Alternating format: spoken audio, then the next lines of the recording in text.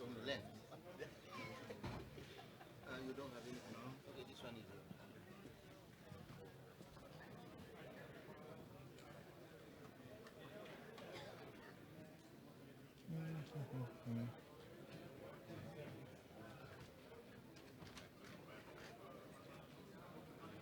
Maybe not today.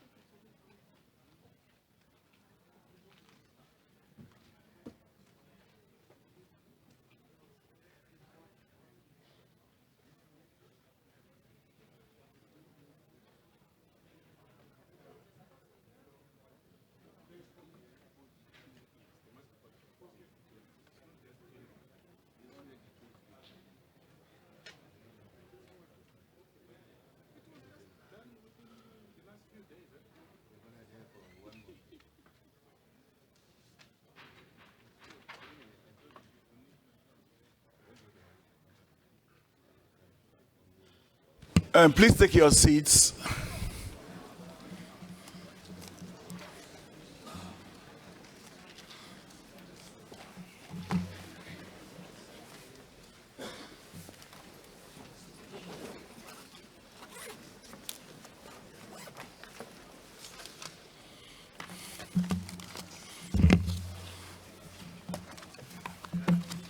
Just my pen.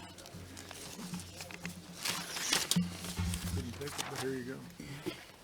I should have one. Let me check.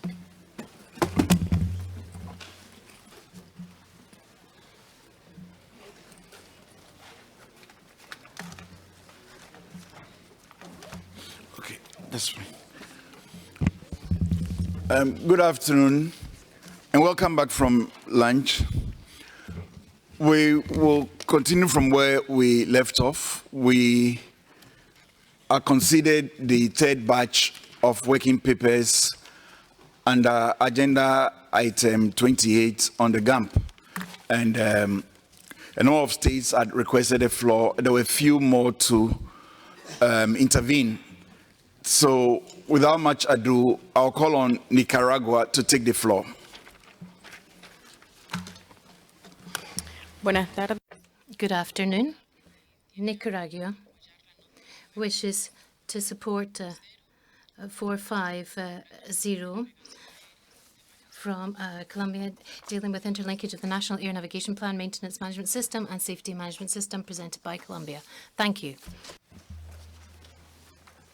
Thank you very much, Nicaragua. Egypt, you have the floor. Thank you, Mr. Chairman. Actually, we are supporting the Working Paper 24, and it is implementation and enhancement which you are mentioned. And also, we are supporting the Working Paper related United Arab Emirates and AFCAC 2 paper, which they are presented here, SWAM, and also the quality of the aeronautical data exchange. And also, we are supporting the Saudi Arabia for talking about the tools, and also Singapore in the paper to the development, the key performance framework. Actually, we supporting all of this working paper is related to the item 24 for the gap documentation. Thank you. Thank you very much, Egypt. ACI, you have the floor. Thank you, Mr. Chairman. And as this is my first intervention, may I congratulate you on your appointment and handling of the meeting. Good afternoon to all. ACI supports ICAO Working Paper 24 and congratulates ICAO on the 6th edition of the GAMP. ACI agrees with the 4-level structure of the GAMP and its focus on efficiency and performance of the air navigation system, including airports. ACI will be pleased to participate in the new GAMP study group, integrating previous groups such as GMVT. We also support the other working papers presented in this batch. And we thank Italy for its comments about airport capacity, Uruguay for comments about airport CDM, and Iceland about proportionality, as well as Portugal about versioning and freezing of the ASBU or ASBU modules. In conclusion, we also support the requests for closer linkage between the GAMP and the GASP, and note that we fully support ICAO's WP51 on the GASP and the new edition of the GASP. Thank you. Thank you very much, ACI. It's now the turn of Council to take the floor. Thank you, Mr. Chairman. Council would like to thank ICAO and the Council for their continuous work to improve the Global Air Navigation Plan. Timely and coordinated implementation of the actions of the GAMP is essential for safe and efficient air navigation. For this reason, CANSO fully supports the actions in the executive summary of Working Paper 24 and wants to emphasize the important role that the ICAO regional offices and the planning and implementation regional groups will have to play in the establishment of regional and national air navigation plans. CANSO supports Working Papers 230, 450, 84, 168, 150, 156, and 158. Regarding Working Paper 191, presented by IATA, we acknowledge what our friends at IATA are saying and understand. However, improving infrastructure takes time, needs resources, and support from states. Therefore, we encourage states to implement performance-based regulations, which will directly affect ATM and operator shortcomings. Thank you. Thank you very much, Council. That concludes our discussions, and we'll attempt a summary of the conclusions.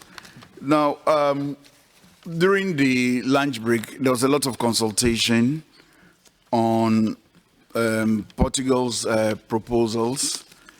It was looked at in detail, and there's a proposal to a slight amendment of Appendix B, that's the resolutions to go to the Assembly on item 4 and 8, and I'll read it out. If it meets your approval, it could be included in a recommendation to the Assembly. Now, basically, it's including the environmental impacts of including CO2 emissions on international aviation. So I'll read the 4 as it is originally and the proposed amendments.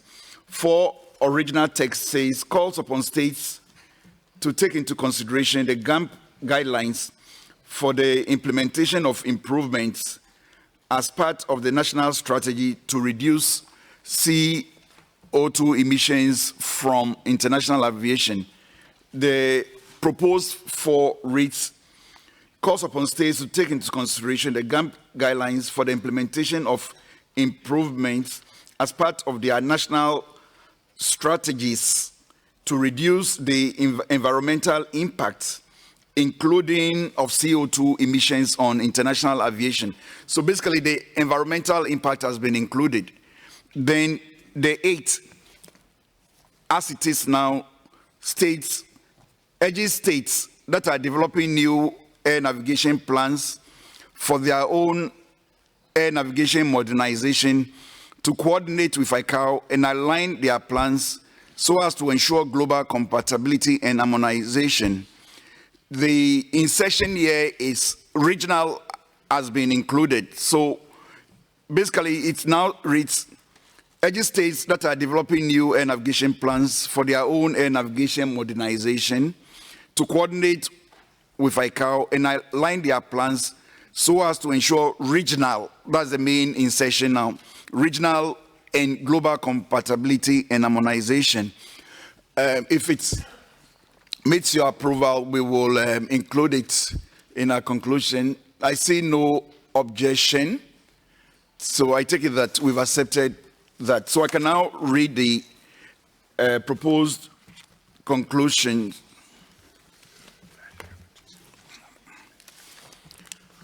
The Commission strongly supported the endorsement of the 6th edition of the Global Air Navigation Plan. The Commission agreed to improve the executive summary of the GAMP and consider the development of key principles for the setting up and maintenance of global services. The Commission agreed to use large-scale ATM modernization programs to realize the digitalization and transformation of the air navigation system in a timely manner through partnership with ICAO. The Commission noted the importance of ensuring consistency and complementarity between the ICAO global plans and other relevant policies and strategies. The Commission recommended that ICAO review and enhance its standard-making processes to allow their operation in a more agile manner without touching upon the principles enshrined in the Chicago Convention. The Commission also agreed on the need of additional ICAO guidance material to support interoperable implementation of system-wide information management, SWIM.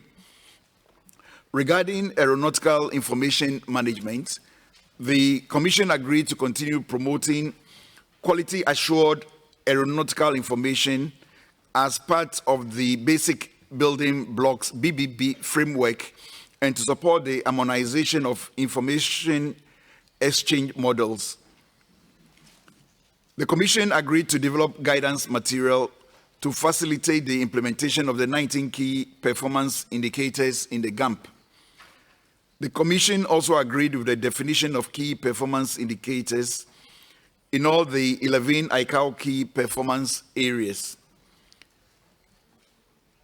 The Commission agreed that a globally harmonized standardization process and the aviation system block upgrades implementation mechanism, which include analysis of needs and cost-benefit analysis, will assist different stakeholders in choosing the appropriate Aviation System Block Upgrade ASBU elements of the GAMP to maximize the operational and financial benefits within a defined time frame.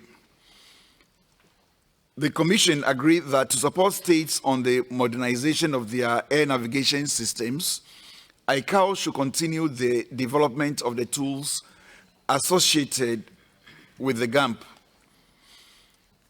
The Commission acknowledged the importance of aligning global, regional, and national efforts regarding air navigation modernization.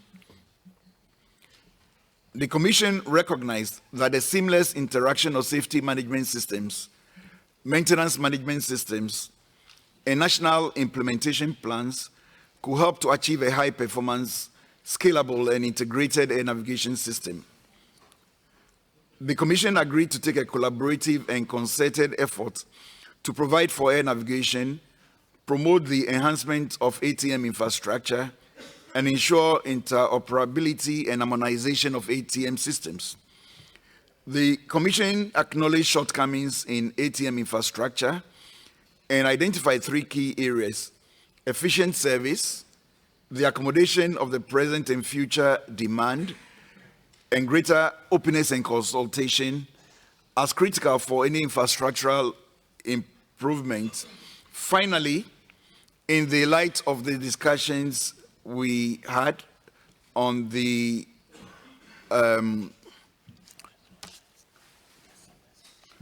the light of the discussion we had on the draft assembly resolutions to be submitted to the Commission, we also concluded that the committee agreed to submit for adoption by the plenary a revised resolution to supersede Assembly Resolution A3912 as presented in Working Papers 24 and 51 and as amended by the discussion of the Commission.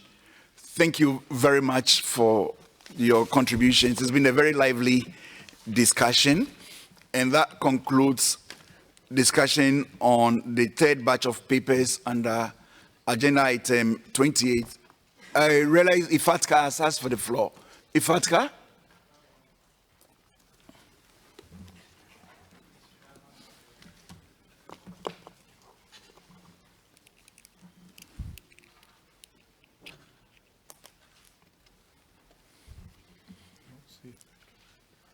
Ifatka?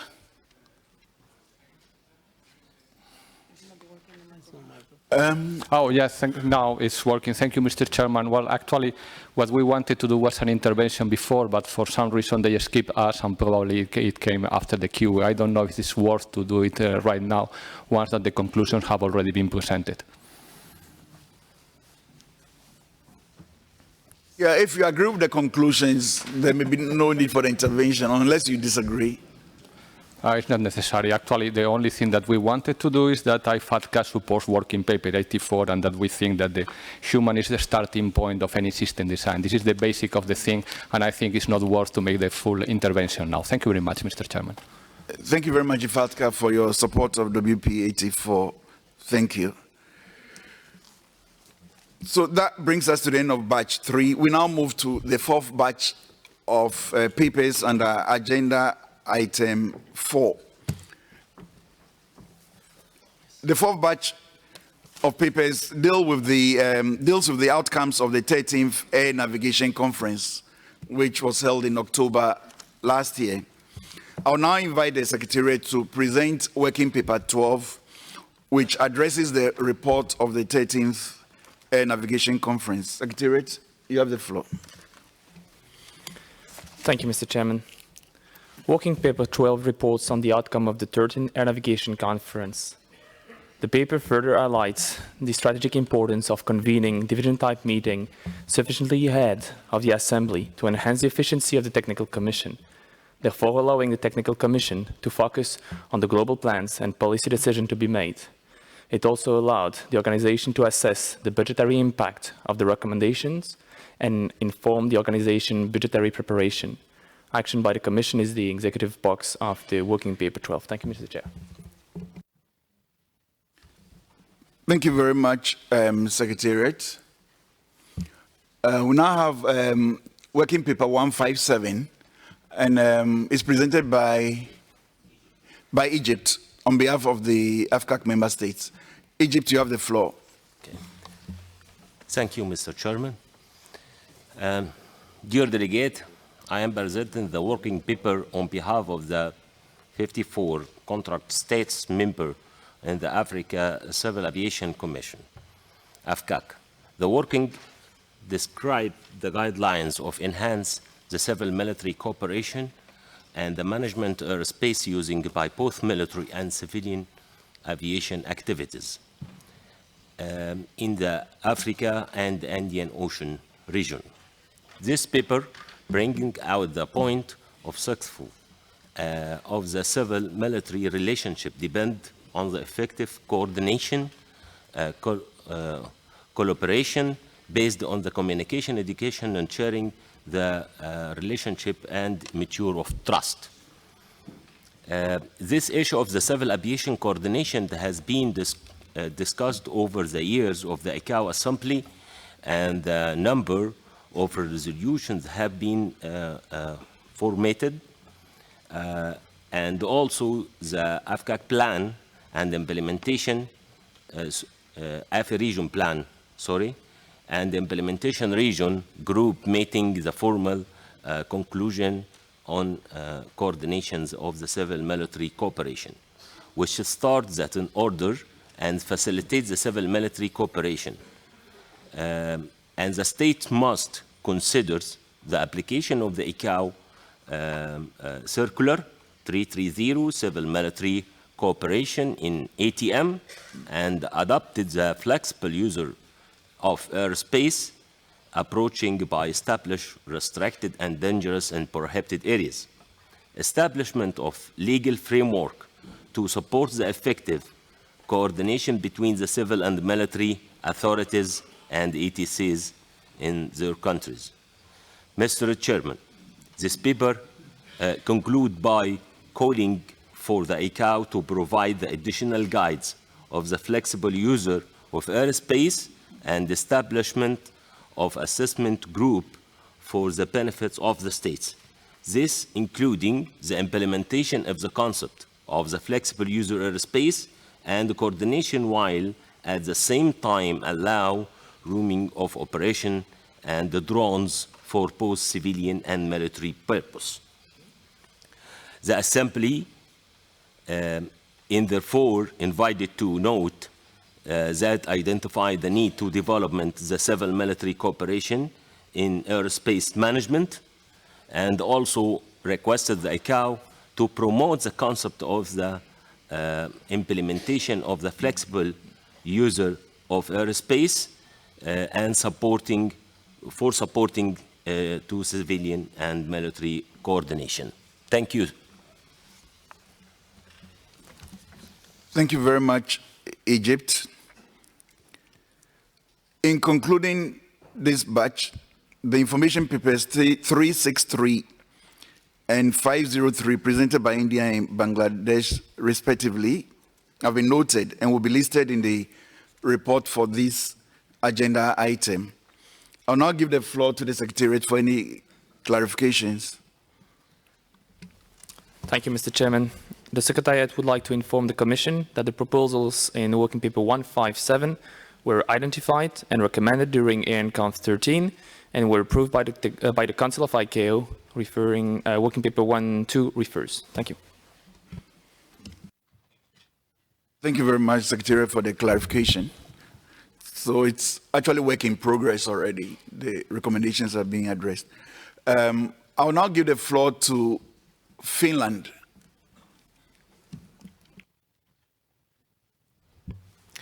Thank you, Mr. Chairman. Finland supports the Working Paper 157 by AFCAC, as the civil-military cooperation is one of the key elements in enhancing safety and good performance of the ATM and air navigation. The recommendations in the paper are in line with the conclusions of the 13th Air Navigation Conference. It is important to promote best practices in the field of civil-military coordination and to provide a forum where exchange of such practices can take place. I would also like to express Europe's commitment to the promotion and implementation of the flexible use of airspace and to strengthening civil-military coordination and cooperation, as well as willingness to develop training programs for ATM development in a mixed civil-military environment and assist ICAO in the development of mechanisms to collaborate with the military community at global and regional levels. Furthermore, I invite the Secretariat to expedite publication of the replacement of the Circular 330 by Doc 10088, which was prepared over 18 months ago. Thank you, Mr. Chairman. Thank you very much, Finland. It's the turn of Republic of Korea to take the floor. Thank you, Mr. Chair. Supporting Working Paper 12 presented by Secretariat, my delegation urges ICAO and member states to implement the recommendations of their 13th Air Navigation Conference at the earliest date possible. In particular, I'd like to record its recommendation 1.1/1G, which highlights ICAO's action for familiarization of the update GAMP. We would like to request ICAO to consider the recommendation on inclusion of such training and seminars in ICAO work program with a highest priority, and keep that at the forefront to enhance common understanding on the new GAMP and GASP among all of the relevant stakeholders, and encourage the effective and prompt implementation of the aligned plans. Lastly, with regard to action item C of this paper on the visionary type mirroring, the Korea suggested that ICAO consider an integrated plan for 2 global conferences with the aim of promoting harmonious and integrated global air navigation and safety strategies. My delegation also agreed with the importance of civil-military cooperation and collaboration, and expressed our active support to Working Paper 157. In order to cope with the ever-increasing air traffic demand and new entrances, more effective and flexible airspace management is crucial, which is underpinned by the close cooperation between civil and military sector. In this regard, we would like to request a more active engagement at the regional level as well as by ICAO, by a view to enhancing collaboration between 2 sectors. Thank you. Thank you very much, Republic of Korea. Sudan, you have the floor. Yes, thank you, Mr. Chairman, for the chance. Sudan is fully supporting the paper number 157, which is presented by Egypt on the enhancing civil-military cooperation in Africa, and on behalf of 54 states of AFCAC. Thank you, Mr. Chairman. Thank you very much, Sudan. South Africa, you have the floor. Thank you very much, Chairperson. South Africa would like to echo what Finland has indicated in support of Working Paper 157 from AFCAC. I'm not going to go into details because I'm going to repeat what they said. South Africa also would like to support Working Paper 12. We are really encouraged by the fact that it highlights the strategic importance of convening divisional type meetings sufficiently ahead of the Assembly. We believe that will allow states to do proper planning, and we can extend that particular concept into regional space. Thank you very much, Chairperson. Thank you very much, South Africa. Ghana, you have the floor. Thank you, Mr. Chairman. Good morning, good afternoon to everybody. Ghana supports Working Paper 157 presented on behalf of AFCAC by Egypt. Mr. Chairman, the use of airspace is critical and beneficial to the military and civil world for obvious reasons. Optimum but safe use of airspace is therefore very important, as both civil and military operations in most African states at least commence and also terminate using the same airspace. In view of this, and particularly in the increasing operation of drones for both civil and military purposes, Ghana supports the actions being requested for by Working Paper 157. Thank you. Thank you very much, Ghana. Senegal, you have the floor. Merci beaucoup, Monsieur le Président. Thank you very much, Chairman. Senegal strongly supports Working Paper 157 presented by Egypt on behalf of the 54 AFCAC states. As you know, the mixed use of airspace by civil and military is problematic, and especially in our region. And for this reason, we call for a continuous support and strengthening of the civil-military cooperation and the flexible use of airspace. Thank you, Chairperson. Thank you very much, Senegal. It's now the turn of Australia to take the floor. Thank you, Chair.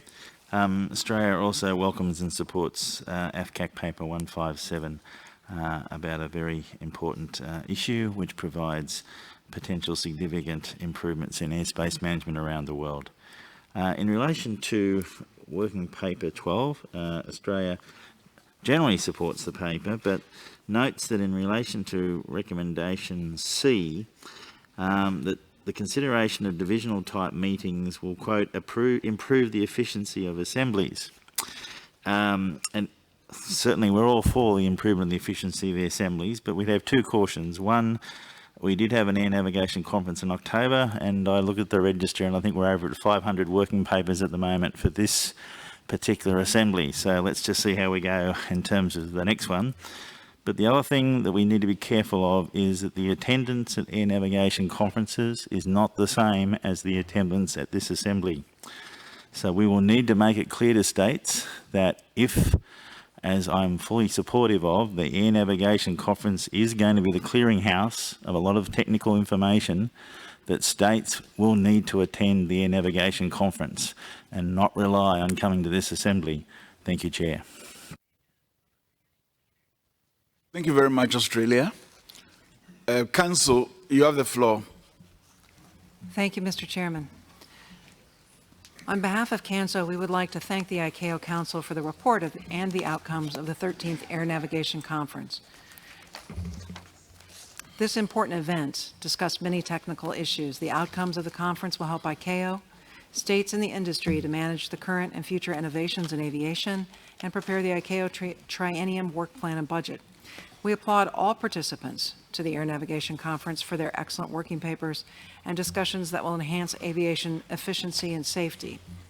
CANSO is particularly proud and pleased that the issues brought forward by CANSO during the conference were included in the recommendations.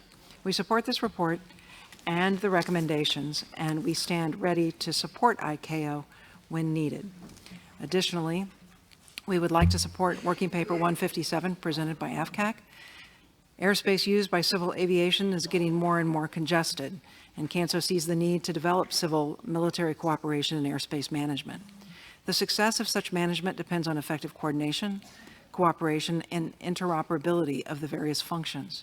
CANSO has always promoted the concept and implementation of flexible use of airspace and the strengthening of civil-military coordination. Thank you.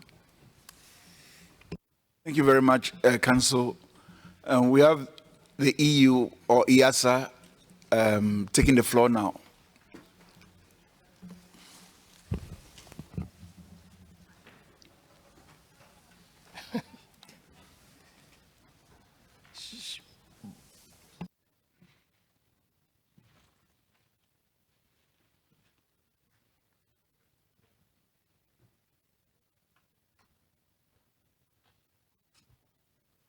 EASA.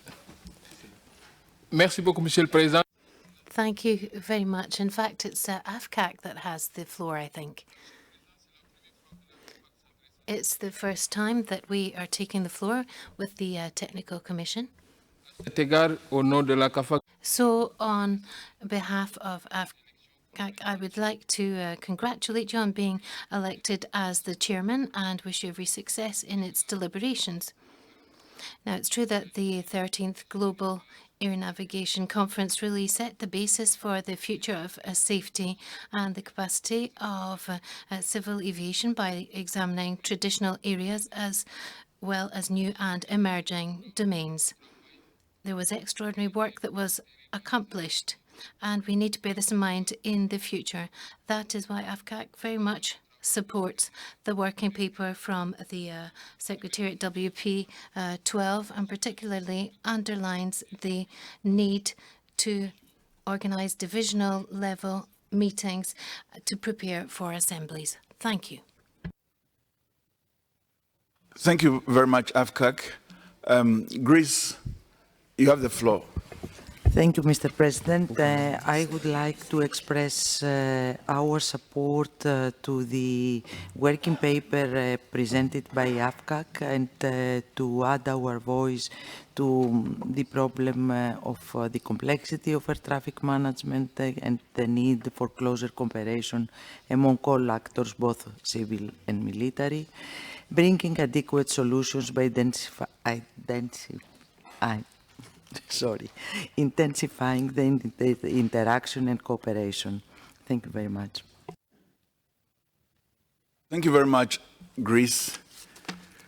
That brings us to the end of our discussions, and we'll propose a summary of the discussions for your consideration. The Commission recognized the importance of convening divisional type meetings ahead of assembly sessions as a means to recommend additional technical work for ICAO.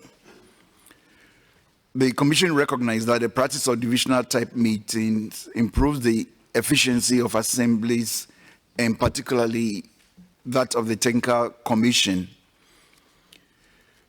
The Commission agreed to highlight to states and international organizations the importance of attending divisional type meetings for the discussion of technical matters.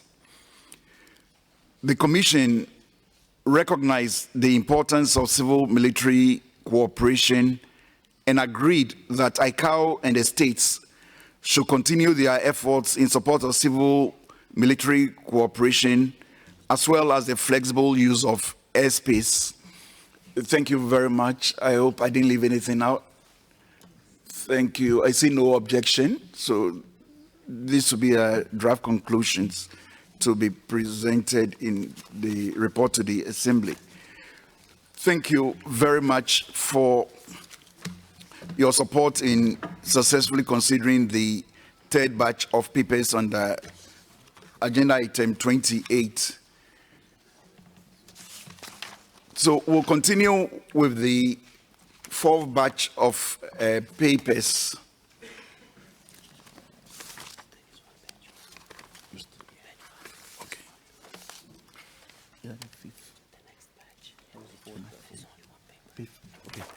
So we consider the fourth batch, so we're on the last batch, which will be the fifth. And the fifth batch of papers is just one. Okay, so the last batch, which is just one, deals with the recommendations for updating Assembly Resolution A3812. And as only one paper for discussion, that will be easy, hopefully. I will now invite the Secretariat to present Working Paper 3, which addresses the consolidated statement of continuing ICAO policies and associated practices related specifically to air navigation. Secretariat, you have the floor. Thank you, Mr. Chair. In accordance with Resolution A15-9, the Assembly is expected to adopt during its 40th session a revised consolidated statement of continuing ICAO policies related specifically to air navigation, up to date as at the end of this session. The Council has reviewed the existing consolidated statement in Resolution A3812 and recommends amendments as set out in Appendix A to Assembly Working Paper 3. Thank you, Mr. Chair. Thank you very much, Secretariat. The floor is now open for comments on WP 3. I see no request for the floor, so thank you very much. So this concludes the discussion, and we can summarize as follows. The Commission reviewed the consolidated statement of continuing ICAO policies related specifically to air navigation and agreed with the updates proposed to A15-9 and A38-2. Thank you very much. That concludes our discussion on agenda item 28. We will now move to point 8 of the order of business. It deals with agenda item 29. It's on aviation safety and air navigation regional implementation coordination mechanisms. Basically, we're looking at the PECs and the RASCs.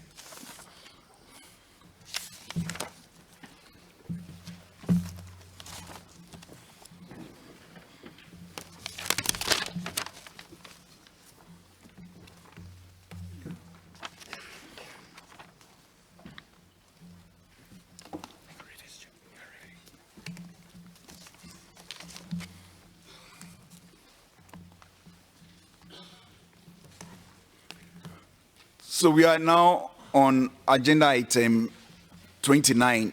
That's point 8 on the order of business for today. Under this agenda item, the Commission is invited to review different working papers on regional implementation and coordination in the areas of aviation safety and air navigation. The Commission is requested to note, examine, consider, in many cases, recognize the contribution of regional cooperation and the best practices of harmonized activities by states and regional groups and organizations. The Council also proposes the adoption of 2 Assembly resolutions. The first one under the regional implementation support mechanisms related to PECs and RASCs, and the second resolution under GASOS, that's a Global Aviation Safety Oversight System.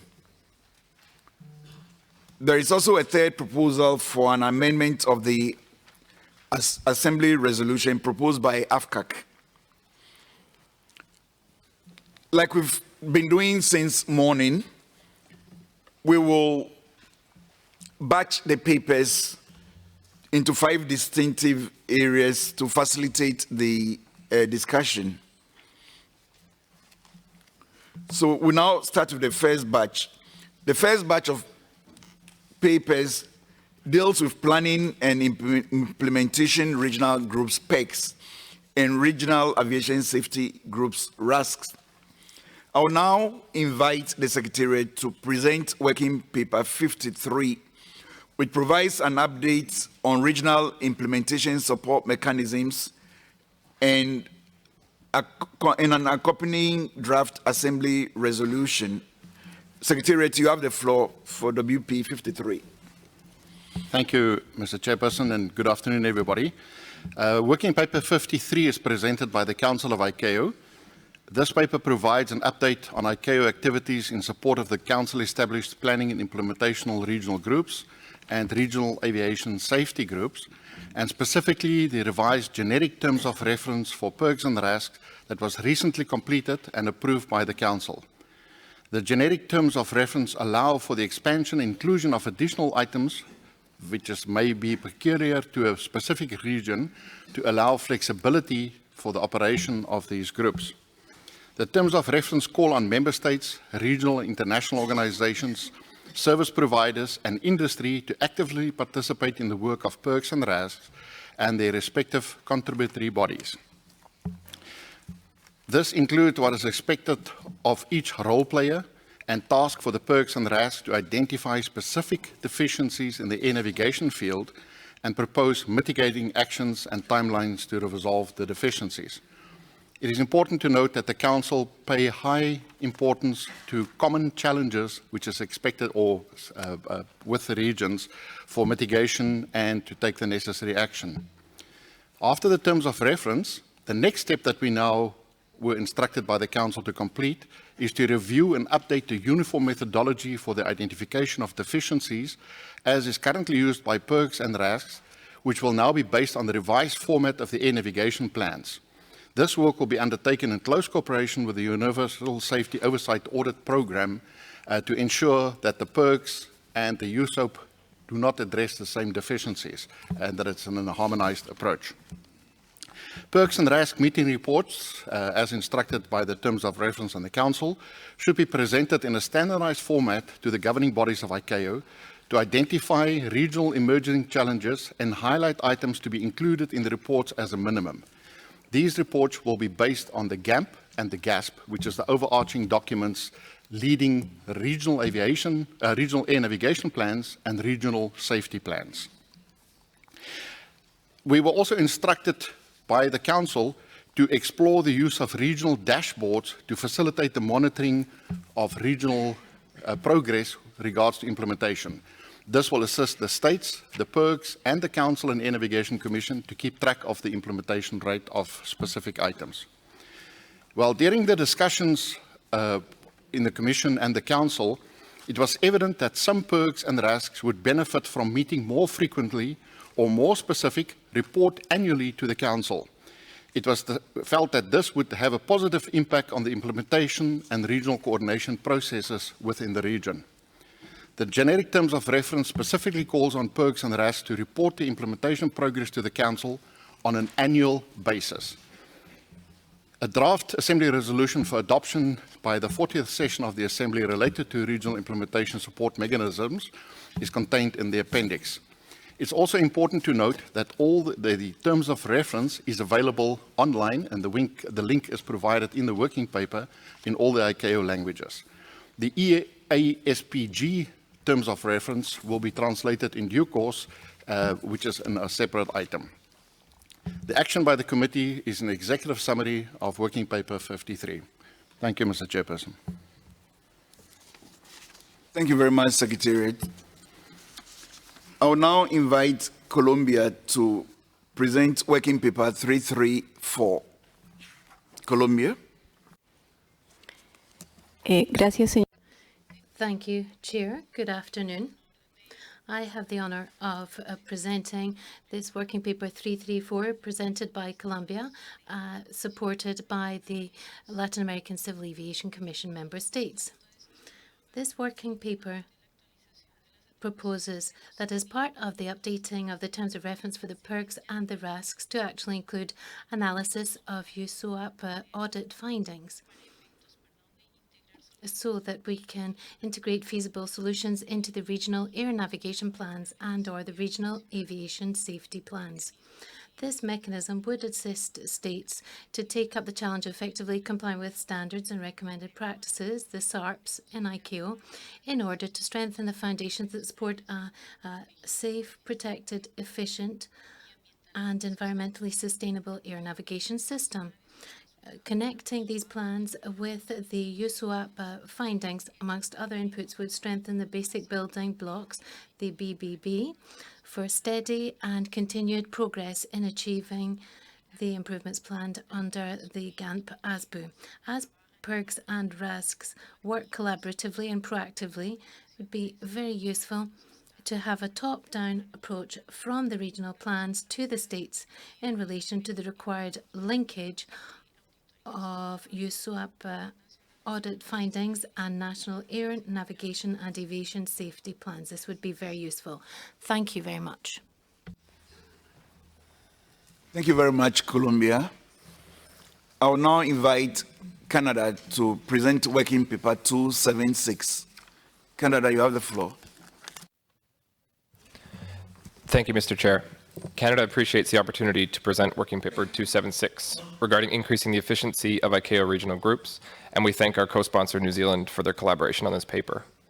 Canada encourages initiatives to foster the effective functioning and positive performance throughout all ICAO regional bodies.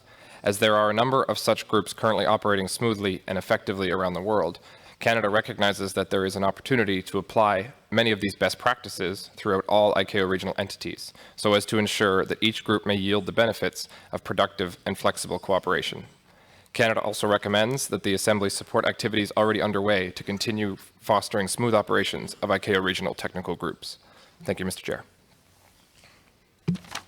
Thank you very much, Canada. It's now the turn of the Dominican Republic to present WP 410. Dominican Republic, you have the floor. Muchas gracias, señor. Thank you very much, Chair, and good afternoon to everyone.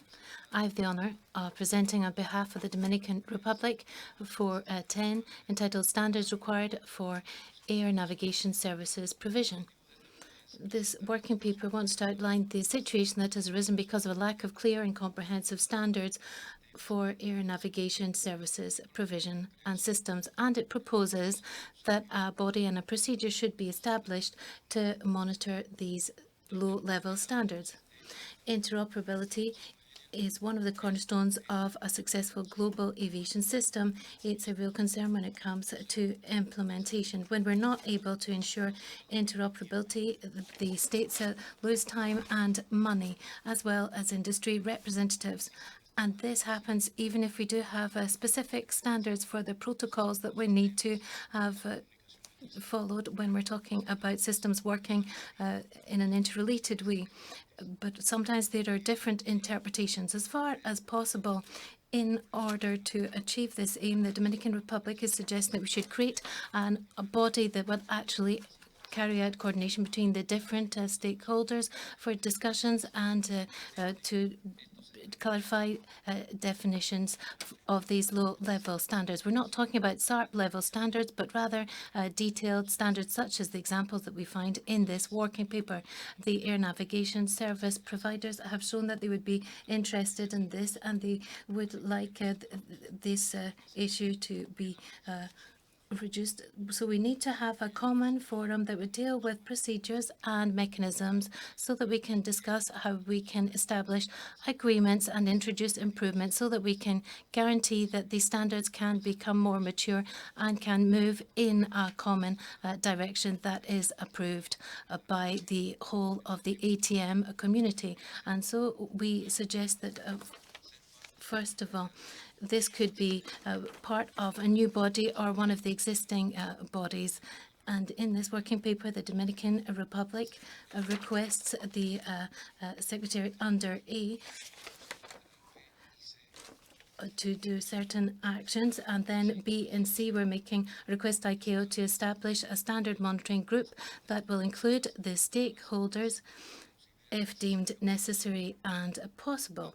And then C, we agree to the institution of a procedure that must be followed by the standard monitoring group in order to set and amend standards. Thank you very much. Thank you, Dominican Republic. I will not let you off yet. Continue with presentation of WP 332. Dominican Republic, you're still on the floor. Thank you, Chairman. It's an honor for me to present this working paper on behalf of the Dominican Republic. We're aware of the efforts that have already been made from the very outset when it comes to accident incident investigation. It's a source of information in order to take decisions in order to improve safety. However, with the predictability nature of aviation to date, is necessary for the states to actually have proactive information so that they can take measures at the right time to avoid accidents and incidents from occurring. This is in spite of the fact that we have got reactive strategies for safety which offer certain measures to stop certain events, but we still have to take action. We need to minimize the occurrence of undesired events as much as possible, and we need to set up proactive indicators for decision-making so that we can increase the safety margin. And we consider that it would be necessary for all of the systems to have a balanced approach with reactive and proactive indicators in order to measure safety performance. And they should base themselves on having a proactive, predictable approach. so that we can draw on the valuable information on experience with processes and procedures and safety procedures and various trends in terms of safety derived from member states' information. So it's necessary to set this up also at a regional level. We need to have a regional establishment of proactive indicators for state performance so that we can actually take a proactive approach. And thus, we are inviting the Assembly to invite the regional aviation safety groups, the RASCs, to establish working groups with the states in order to draw up proactive indicators, regional proactive indicators for state performance and results on trends in operational safety performance, so that depending on the operational context, activities and good practices would be disseminated and carried out, because they are considered to be part of the worldwide promotion of operational safety. And we also call on ICAO to organize training and various fora for experiential exchanges on this subject in order to guide member states on data-driven decision-making. Thank you very much. Thank you very much, Dominican Republic. I'll now invite Peru to present WP 432. Peru, you have the floor. Muchas gracias, señor presidente. Thank you very much, Chairman. Peru has the honour of presenting Working Paper 432, supported by the ICAO SAM states and also the LACAC states. This working paper presents information on the work that has been carried out in the SAM region as an example of a coordinated and integrated approach by the regional office, states and the RASC-PA in order to identify regional priorities and develop a regional safety plan based on the GASP that integrates the efforts of regions, countries and the industry. Attention is drawn to the interrelationship between the various SAM region initiatives, such as the Regional Safety Oversight Cooperation System, SRVOSP, the pilot program for the implementation of the SSP, the Aircraft Accident Incident Investigation Regional Cooperation Mechanism, ARCM, and collaborative safety teams with the aim of facing the challenge and risks of a region where an increase in air traffic is expected. So this working paper wishes to comment on certain aspects about updating the terms of reference for the RASCs. We recognise that the terms of reference of the new version of RASC have very much broadened the role of the RASC in the different regions. The proposed terms of reference that have been put forward by the ICAO Council, we believe, touch on points which are not necessarily related to regional risk management, which is what we hope with RASC. And so we note the importance that RASC has to establish monitoring procedures to monitor performance and safety, which has to be based on data and information that comes from various resources. It needs to be proactive and reactive. It needs to come from the industry. We need information on the program and compliance and USOAP, and also accident and incident investigation from the RIO and also from the NSP and other pertinent information. And this needs to be clearly reflected in the RASC for 2020 to 2022. So the RASC-PA has looked where we can have room for improvement, and we want to have a gap analysis procedure, amongst other things, which has been carried out in various member states. This present analysis identifies that when it comes to the terms of reference that have been introduced by the Council would make it too rigid to actually manage the RASC, and they also put forward additional questions which are not reflected in the GASP. There's no direct link with the question of risk and promotion and monitoring of the regional safety situation. On administrative questions, there is no sufficient justification given for the excessive use of the shall when it comes to the agendas of other groups, and they're using shall too much, or shall too much, or they're actually imposing upon industry just observer status. And this goes against the logic which we've got, for example, in our RASC, where we have agreed that our RASC is based on full collaboration between states and industry.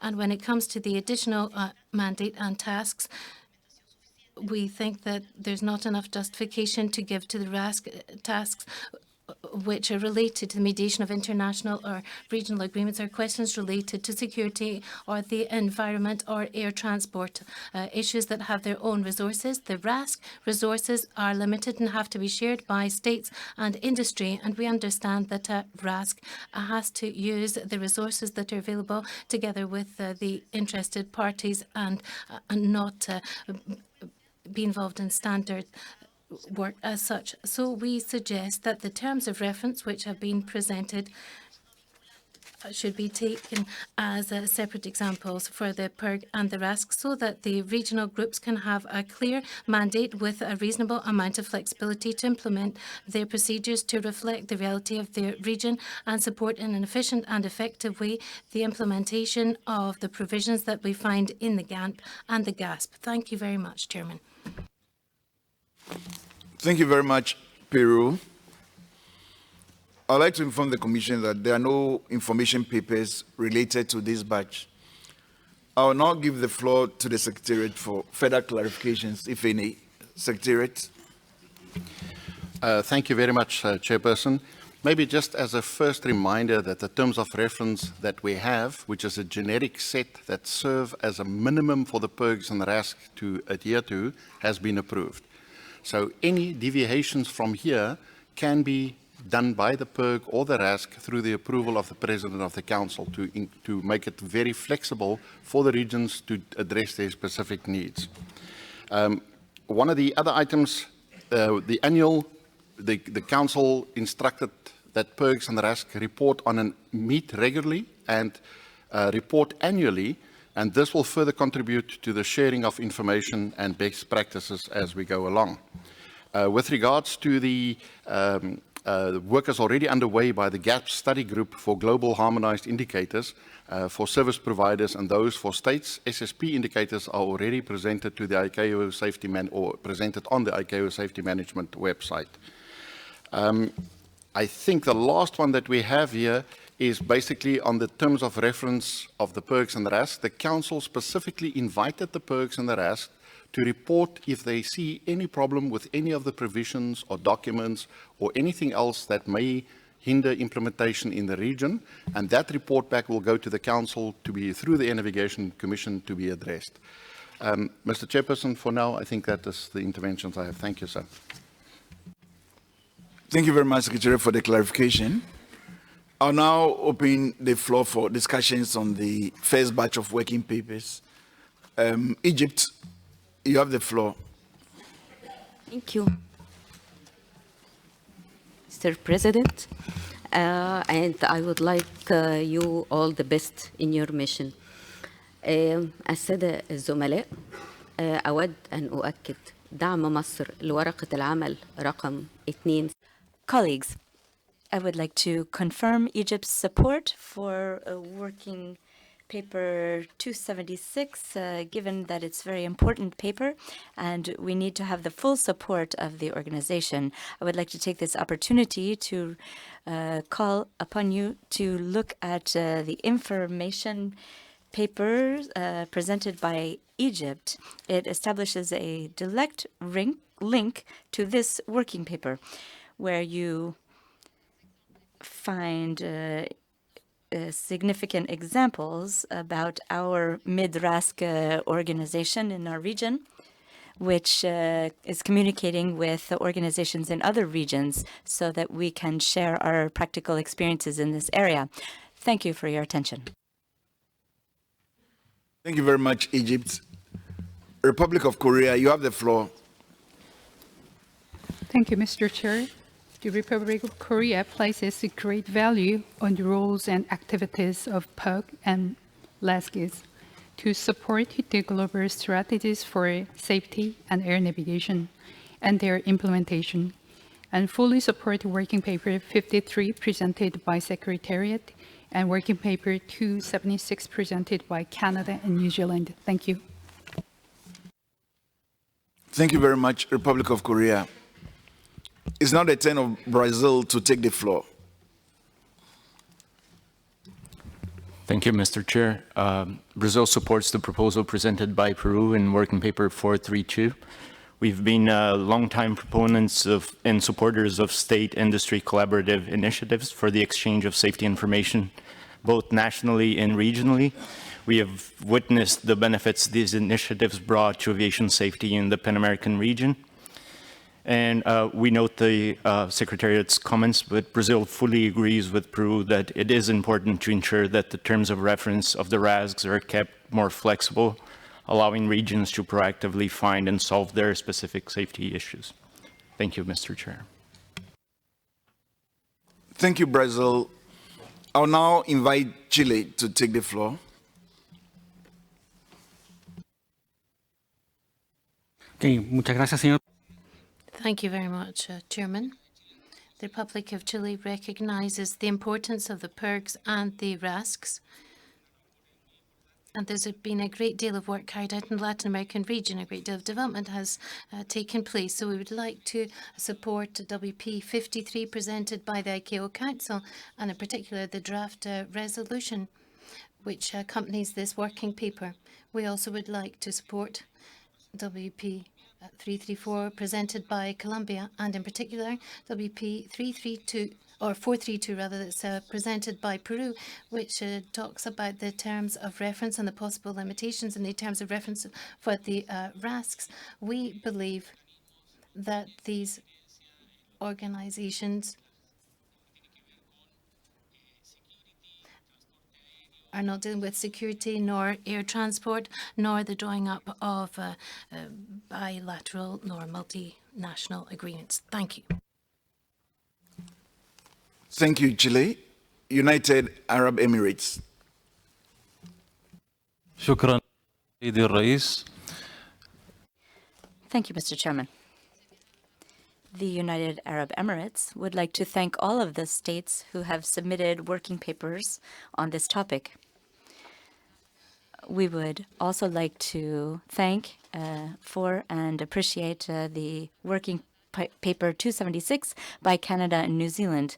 Also, we support the working paper submitted by the Arab Republic of Egypt on this same topic. We would also like to support paper 432 submitted by the LACAC countries and Peru. And we would like them to be able to share their important experience on the mechanisms, and we can work together on accident and incident investigations. In the Middle East, we have taken into consideration the experience had in the Latin American states in this area. Thank you. Thank you, UAE. South Africa, you have the floor. Thank you, Chairperson. South Africa, we support working paper 53. We would like to, we view the PEG as the catalyst towards the effective planning and coordination and implementation of air navigation and safety activities within the respective regions. I listened attentively to the Secretariat when he mentioned that the PEGs have to meet regularly. So regularly to different people means different meaning. So I would like to call the alignment of the sitting of the PEGs as well as the reporting, because we're saying the PEGs needs to report annually to the Council. So we need that alignment of the sitting of the PEGs as well as the reporting. And also in line with the no country left behind, probably we need to standardize the frequency of the PEGs meeting. With regards to working paper 334, South Africa is of the view that to include a full analysis of USOPs, audit finding in the PEG and RASC terms of reference will give a clear picture of where the region should be focusing on and where to channel its resources in order to improve aviation safety and enhance performance. The GANP, which incorporates the BBB's framework, remains the foundation of aviation safety initiatives, implementation and the audit finding analysis as part of the PEG terms of reference. which will ensure a steady progress in achieving the improvements planned under the GAN. With regards to Working Paper 410, South Africa fully support that. However, we've got a different view on the issue of number B, conclusion number B. Also, although we support the standardization and clear guidance material, we have the view that the establishment of a new body to provide monitoring and global standardization and development of additional guidance material outside the current ICAO framework is not going to fly. I believe that we need to empower the PECs, and for that, to empower the PECs, we need effective PECs to be able to undertake the role of monitoring. I thank you, Chair. Thank you very much, South Africa. I will now invite Switzerland to take the floor. Thank you, Mr. Chairman. Switzerland supports the Working Paper 53 previously presented by the Secretary of ICAO. We welcome the revised terms of reference for the regional aviation safety groups and the planning and implementation regional groups. Speaking for the European region, those groups have indeed proven successful in discussing regional implementation issues and deciding on safety improvements. This being said, member states of the Europe region made the experience that not all of their regional proposals for amendments or implementation issues raised are responded to by ICAO headquarters in a timely manner. We therefore wish to encourage the Council and the Secretariat to ensure that issues raised by the regional groups are responded to timely. Finally, we would also like to advocate, in line with Working Paper 85, which will be presented at a later stage also in the Technical Commission, for a more structured and focused cooperation between PERGs in order to deliver operational and technical efficiencies at interfaces between ICAO regions. This would ensure a more effective continuity of air traffic flows at the global and regional levels, also during crisis. Thank you, Mr. Chairman. Thank you very much, Switzerland. It's the turn of the United States to take the floor.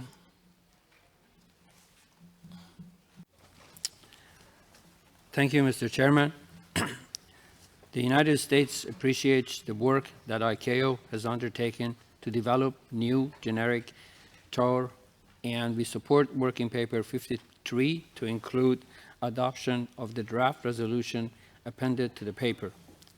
Both the RASC and the PERGs play critical roles in improving the safety and the efficiency of the global aviation system, and the role of the RASC is vital in sustaining safety improvement around the world.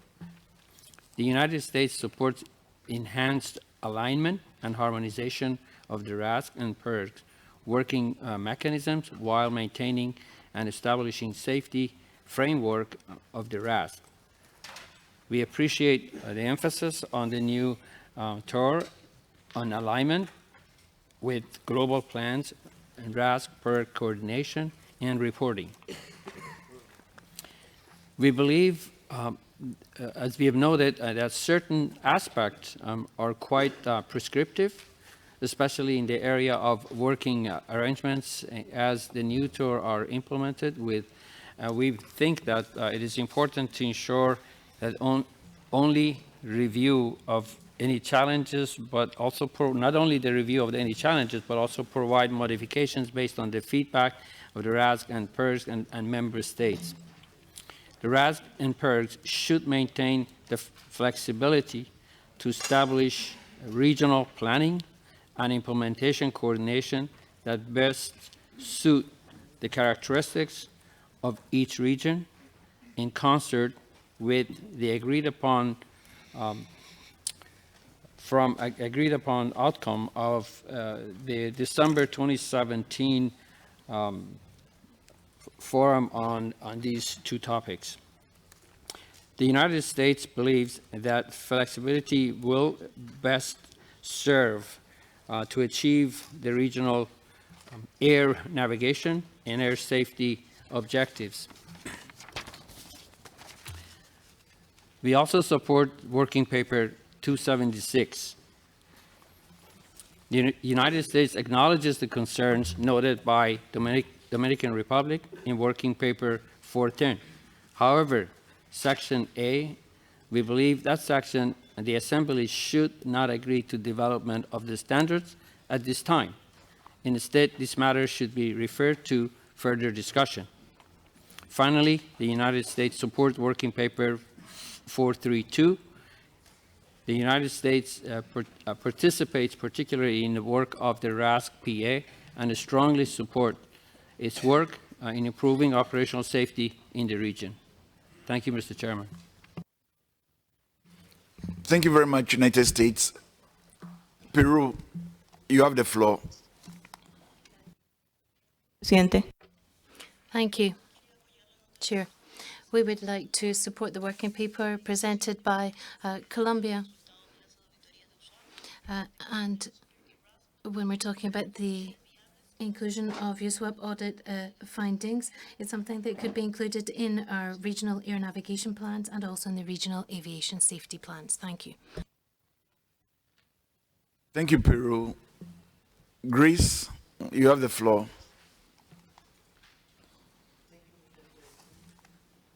Mr. President, we appreciate the work undertaken by ICAO as presented in Working Paper 53 and the revised doors for strengthening and clarifying the PIRG's and RASC's capacity. Furthermore, we support the Working Paper 276 presented by Canada and New Zealand. Regional offices might operate more efficient when they respond in a cooperative, well-structured and in dynamic manner. The challenge is to cover each area's regional needs because one size doesn't fit all. Each group needs flexibility to adjust and accommodate in the best possible way each area's particularities. However, an exchange of the group between regions is beneficial to account for cross-regional topics and safety concerns. Thank you. Thank you very much, Greece, for your intervention. The screen is still very, very full. And like I said, we have 5 batches for agenda item 29. And may I humbly suggest that we really keep our interventions very, very short. And unless you really, really object to the general consensus for the working papers, you may not need to, support the papers. There's so far overwhelming support for the papers. That we will be able to be more efficient. It's now 3:15 and we end at 5. We have a lot to cover today. And, well, I'm in your hands. And I hope you help me conclude the business of the day. We're supposed to start even agenda item 30. We're really, really behind time now. But I respect your wishes to speak, and I'll give the floor to you. I'll now invite Cameroon to take the floor. Okay, merci, Monsieur le Président. Thank you, Chairperson. I extend my warm congratulations to you on your election as the chair of the Technical Commission. Good afternoon to the entire aviation community. Cameroon supports the Working Paper 53 presented by ICAO, as well as 276 presented by Canada and New Zealand, 334 presented by Colombia, and the LACAC member states. The planning and implementation groups, the PIRGs, and the RASCs have an important role to play in establishing the regional priorities and the targets and indicators for air navigation, as well as for aviation safety for the regional implementation of the GAMP and the GASP. However, as the Working Paper 276 underscores, many states and organizations are not familiar with the activities being carried out by the regional groups to strengthen the safety in civil aviation around the world. Thus, Cameroon supports all of the measures proposed to improve the efficiency and effectiveness of the ICAO regional groups and to promote the work at the state, regional, and global levels. Thank you. Thank you very much, Cameroon. Bangladesh, you have the floor. Thank you, Chair.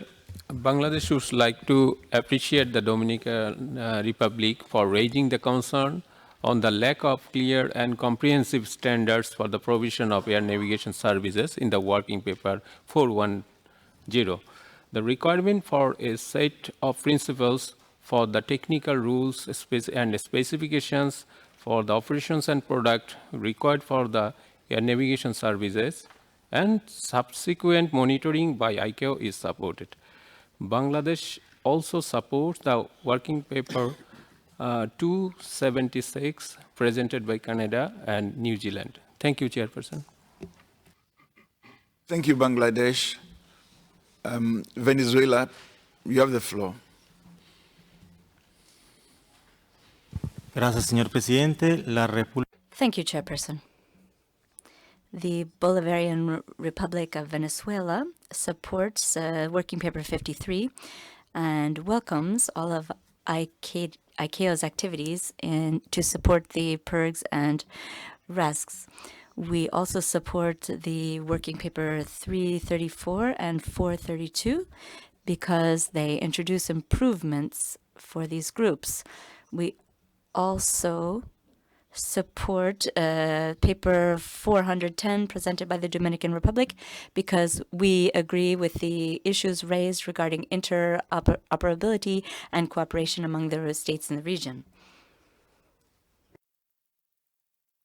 We support paper 332, which speaks about the creation of a training organization which will make it possible to establish proactive indicators and to provide information based on data. Thank you. Thank you very much, Venezuela.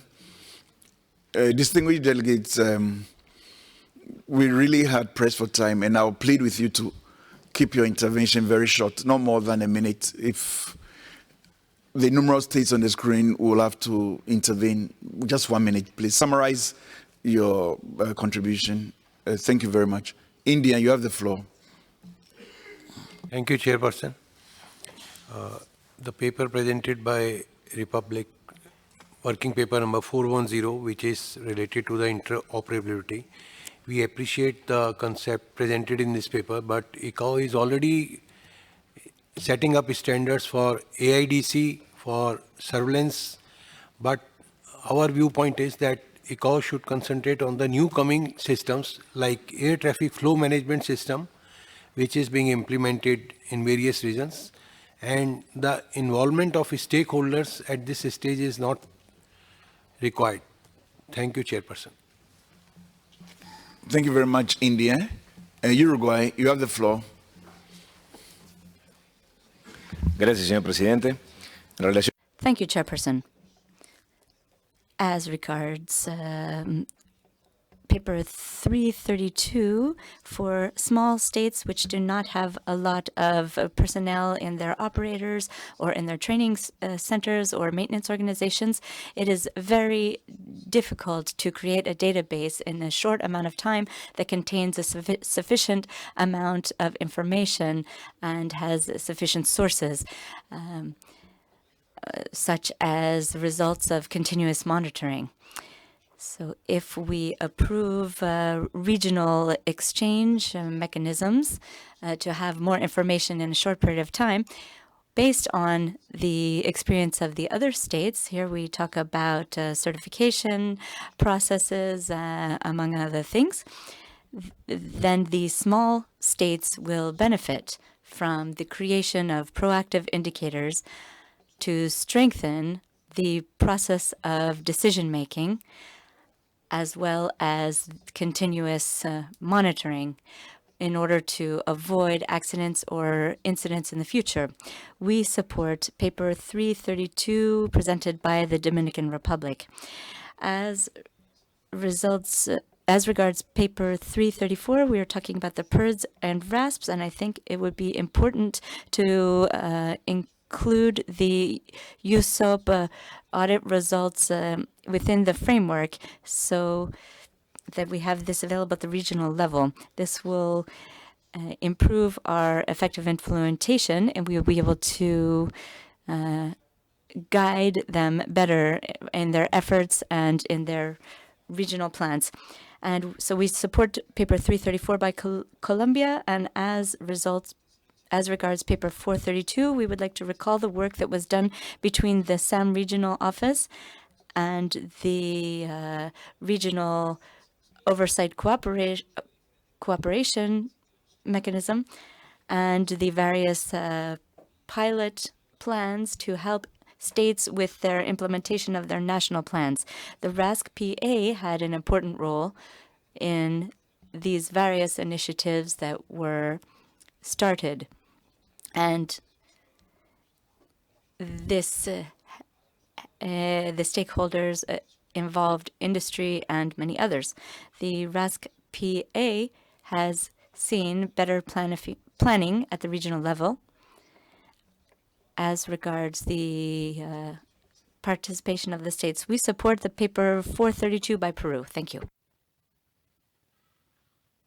Thank you very much, Uruguay. We've really run out of time, and I want your advice on how to proceed. We've had a lot of support for the various working papers, and the screen is getting full again, and we have a lot to cover. Unless you object to the recommendations in the various working papers, I'll kindly ask that you take off your mic, and I'll give the floor only to those who have an objection to some of the recommendations.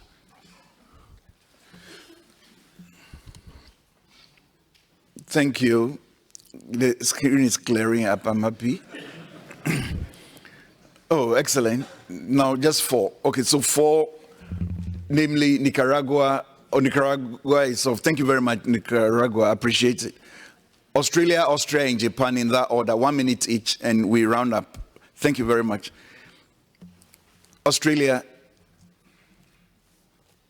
Thanks, Chair. Okay, I'll summarise it for you. 53, everyone agrees. 334, no, they don't. 334's problem is that it is imposing something that some regions do not want and do not agree with. So for the regions that want 334, they can have it. For the others, no. So therefore, ICAO can't impose it globally. 276, everyone agrees. 410, no, there's some problems there because the Dominican Republic says ICAO should develop standards that aren't really standards. So we need to do some work on that. I think I know what they're trying to get, but that needs some work. 432 is fine. 332 is fine. Thank you, Chair. Thank you very much, Australia. Straight to the point. Thank you. Austria. Thank you, Mr. Chairman. I would like to make it as short as possible as well. Austria would like, as already mentioned by South Africa, United States, India, and now Australia, is not supporting the working paper 410. Thank you very much. Thank you, Austria. Japan, you have the floor. Yeah, thank you, Mr. Chairperson. I should be brief. Regarding paper 332 presented by Dominican Republic, Japan is interested in the topic about the proactive indicators, but I would like ask clarification to the secretariat that whether we do have a guidance material for proactive indicators. If not, I think it's early to task a regional group to draw up these indicators. Thank you. Okay, thank you, Japan. Secretariat, you want to take up their question? Do we have guidelines for the establishment of proactive regional indicators?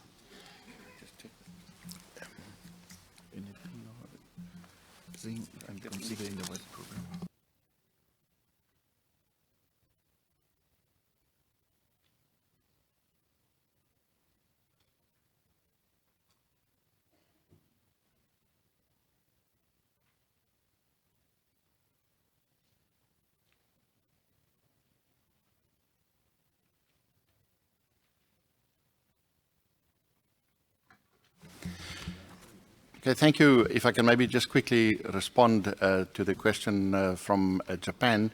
The PERGs and the RASC were tasked now recently in the terms of reference to develop the dashboards which will reflect the indicators as contained in the GAMP and the GASP. So those will be coming online in due course.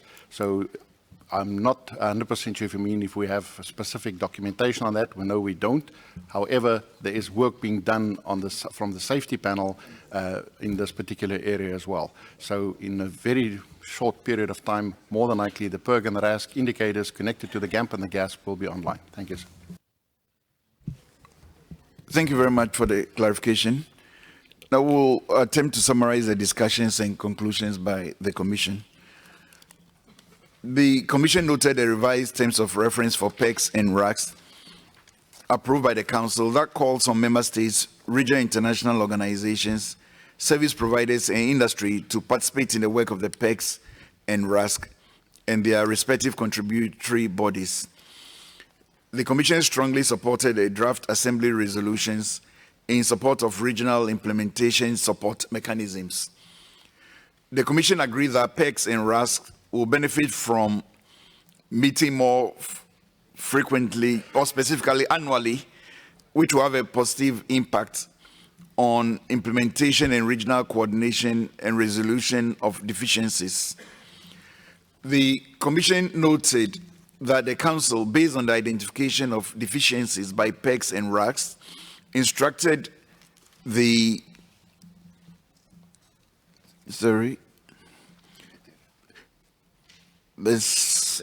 secretariat to review and update the uniform methodology for the identification of deficiencies based on the revised format of the air navigation plans. It was noted that this work will be undertaken in close cooperation with the Universal Safety Oversight Audit Program, USOP, to identify a workable solution. With regards to the proposal for ICAO to examine how to best apply lessons learned and share best practices in a coordinated manner throughout regional bodies in order to harmonize and support efficient operations, it was noted that the terms of reference of the PECs and RASCs foster cooperation, information exchange, sharing of experiences and best practices among states and stakeholders. The Commission recalled that ICAO standard development mechanisms are already in place and that the harmonization for implementation of air navigation operational improvements is done through the PECs. With regards to a flexible mandate to PECs and RACs, the Commission noted that the terms of reference for PECs and RACs allow for the expansion and inclusion of additional items particular to a specific region, thus ensuring flexibility of their work to address the needs of the region within the framework of the GAMP and GASP. With regards to the establishment of proactive regional indicators, the Commission was informed that the work on safety performance indicators is already ongoing and recognized that several ICAO initiatives were underway that might address the issues raised in the paper. The terms of reference of PECs and RAS also highlight that they explore the use of regional dashboards to facilitate monitoring of regional progress being made. I hope I've captured the essence of the discussions. I see no objection. Thank you very, very much for your cooperation. That concludes the first batch out of 5 batches for agenda item 29. We now move to the second batch of papers.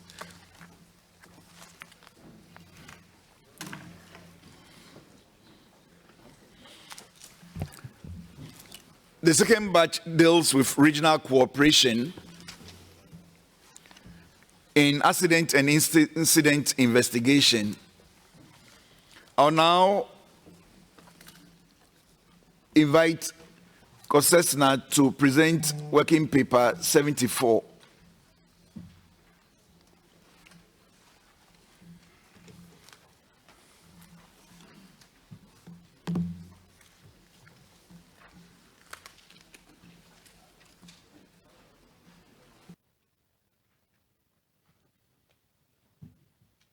El Estado de Nicaragua. It's the state of Nicaragua, and we're presenting this on behalf of COCESNA and the member states, El Salvador, Guatemala, Honduras, Nicaragua, Costa Rica, and Belize. And in this working paper, it includes the initiative and the work that's been carried out, as well as the proposal for the constitution in the Central American region of an accident and incident investigation entity, whose main mission is to contribute to the continuous improvement of safety in the region and aviation in general through the results of aviation accident and incident investigation and the identification of safety recommendations applicable to the region. It will also improve the effective application in the accident investigation area, the IG, of the Central American region. And the Assembly is invited to, first of all, take note of the information expressed in this working paper, take into account that the creation of the GRIA will strengthen AIG's capacities for the Central American region. Also support the creation of the RIO in the Central American region. D, encourage other members across the regions to establish a RIO as a means to optimize resources in the field of accident investigation, and invites the Assembly and the President of the Council to intercede before the Central American states to support the constitution of the Regional Accident and Incident Investigation Organization, GRIA. Thank you very much. Thank you very much, COCESNA. I'll now invite the United Kingdom to present Working Paper 111. UK, you have the floor. Thank you, Chair. I'm grateful for the opportunity to introduce Working Paper 111, presented by Finland on behalf of the Member States of the European Union, the European Civil Aviation Conference, and Eurocontrol. Furthermore, the European Union would like to inform the Assembly that in the period since the first publication of the Working Paper, Australia, New Zealand, and the Republic of Korea have indicated their desire to also be associated with this paper as co-sponsors. In the furtherance of aviation safety and to allow lessons to be learnt, ICAO Annex 13 puts an obligation on contracting states to investigate aircraft accidents and serious incidents and produce a final report. It is therefore crucial for states to have a resilient national and international system when faced with aviation tragedies. A major accident with multiple fatalities represents a national crisis that goes beyond the investigation of the accident and transcends cultural and political aspects. In these situations, states generally prefer to retain their sovereignty and usually do not delegate the Annex 13 investigation to another state or to a RAO. In some cases, the state does not always have the adequate resources to conduct a full investigation. It is therefore important to reinforce the existing means of international cooperation to ensure effective and efficient investigations by using institutions and regional cooperative mechanisms for sharing of expertise and resources. So it is important to encourage cooperation and mutual support between states. The current ICAO guidance on RAOs is limited. Many states have set up cooperative initiatives, and the ICAO guidance should be expanded to include the global experience of other models and best practices that have been successfully developed in many regions around the world. In summary, we propose that the Assembly endorse the actions on the paper and reaffirm the importance of effective and independent accident investigations and the value of publishing a final report. Call upon contracting states to promote mutual support within their region or sub-region and to foster regional cooperation in order to fulfil their international obligations, while recognising the national accountabilities in the event of a major accident or crisis.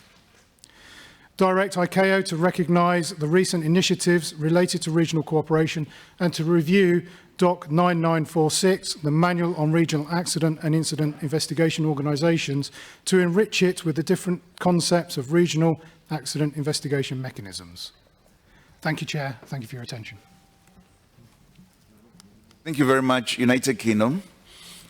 I'll now invite Sudan to present Working Paper 155 on behalf of the AFCAC member states. Sudan, you have the floor. Yes, distinguished delegates, I'm presenting this working paper on behalf of the 54 contracting states member of the African Civil Aviation Commission, AFCAC. This working paper discusses main challenges faced by African states in conducting aircraft accident investigations, which include insufficient financial, technical, and qualified human resources. One of the audit areas with the lowest effective implementation regarding the safety oversight capability of African states continues to be the area of AIG.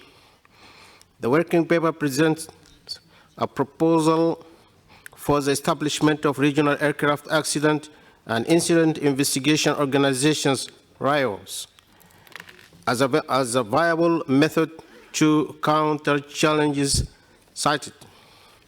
Africa has only one RIO, Bagaya, which is not sufficient to the African states, as it covers only 7 out of 54 states in the continent. It is believed that establishment of RIOs can provide economics of scale by pooling and sharing of the required resources, which would allow states with insufficient resources to undertake effective and efficient aircraft accident and incident investigation organizations. Some of the advantages of the RIOs include elimination of duplication of efforts. For example, the use of common data regarding the analysis facilities. B, allow investigators to, in the region, gain experience quicker and help achieve independence of investigations. In conclusion, that the most viable and sustainable method to comply with Annex 13 requirements is the creation of a RIO. The Assembly, therefore, is invited to, 1, note the information contained in this paper. B, request ICAO to support African states in the establishment of RIOs within the framework of a regional and continental cooperation mechanism. 3, request ICAO to support AFCAC in taking charge of developing action plan, mobilizing resources and coordinating member states to establish the RIOs, and request ICAO to continue addressing the challenges emanating from accident and incident investigations through the African Indian Ocean AFI plan and other relevant initiatives. Thank you very much. Thank you very much, Sudan. I will now invite the United Arab Emirates to present working papers 95 and 97. UAE, you have the floor. شكرا سيدي الرئيس. أصحاب المعالي والسعادة. Thank you, Chairperson. The United Arab Emirates are presenting working papers 95 regarding regional cooperation in AIG functions. This working paper presents a proposal to make the establishment of regional accident and incident investigation organizations more practicable by developing a roadmap for the implementation by creating 3 levels of cooperation, beginning with the regular investigation agreements, going through organized aircraft accident and incident investigation regional cooperation mechanism, and ending with the creation of a RIO.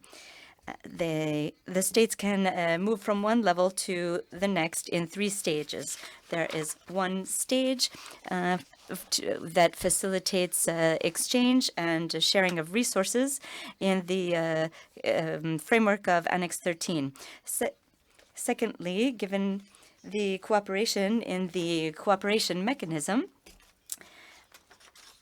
there is cooperation, and the 3rd level is a cooperation with very well-defined roles and as regards financing, human resources, and other aspects. So we invite the Assembly to request ICAO in the next edition of document 9946, the Manual on Regional Accident and Incident Investigation Organization, to consider including the structured levels of cooperation, include sufficient guidance material to assist a regional state in its decision-making related to advancing from one level of investigation cooperation to another, and thirdly, give more attention to the basic RIO manual. Thank you, Chairperson. زميلتي بتقديم ورقة رقم 97. I will now present Working Paper 97.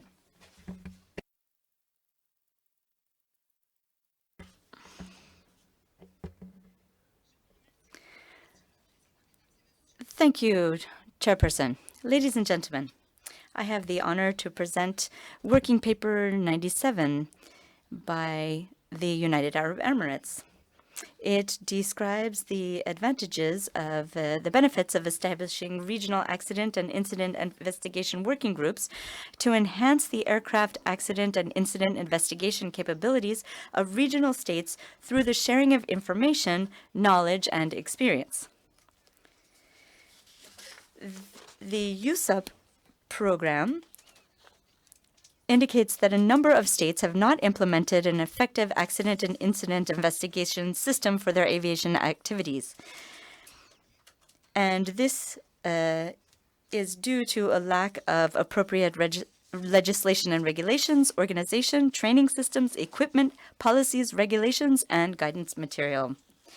This situation cannot be easily remedied by a state if they do not have enough resources.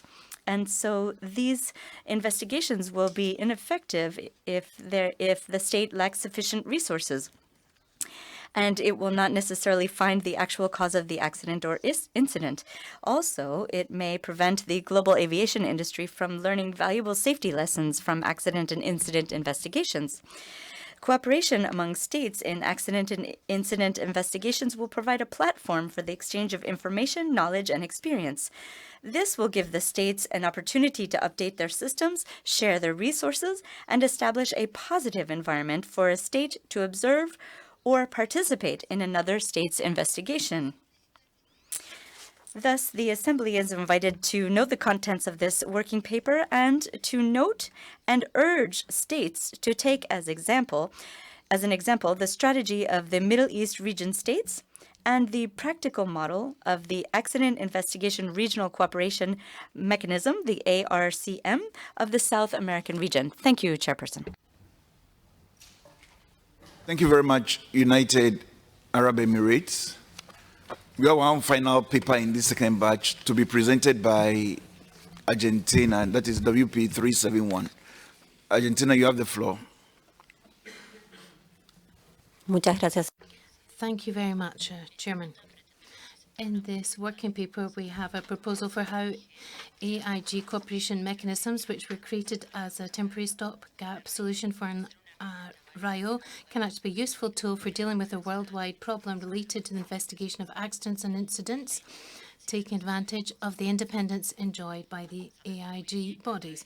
Now, we know that as a result of 3.2 of ICAO Annex 13, there has to be independence when it comes to the investigation of incidents and accidents, but we also know that it is not so easy to deal with the two main concerns. Firstly, many countries have to go through a lengthy legislative process in order to create basic aviation laws that ensure independence. And then there's the question of the economic expenses to set up the structure and funding and the staff to be able to fulfill this mandate. Given this situation, ICAO wisely drafted document 9946, which deals with establishment of RIOs, regional accident investigation organizations. This could provide an alternative solution. However, we've seen that in general, many of these RIOs have not matured enough because they need to have this structure and they need a great deal of resources from states, and they're not able to fully delegate the responsibility, but rather they only partially are able to delegate the responsibilities. So over the last few years, we've had various initiatives that have been supported by regional offices in order to solve the low effective use with respect to AIG in the different regions. Now, these initiatives, for different reasons, have acted as cooperation mechanisms in the area of AIG throughout the world. For example, we've got the ARCM in South America, and we've got the emerging GRIAA in Central America, and we've got ICAO in Europe. This type of mechanism does have an organizational structure that does not entail extra expenditure for the participating states, but rather they work in an environment which is entirely based on cooperation. This has yielded very good results, ranging from harmonization of procedures and guidance documents, and also ensure better practices and improve effective application of such procedures and materials. Given this, we consider that this can be a valid tool to contribute to ensuring that accident and incident investigation can be carried out in accordance with the highest standards and best practices established by ICAO, and provide support in the form of specialists and equipment to the states who are requesting assistance in a context of cooperation and in a spirit of collaboration.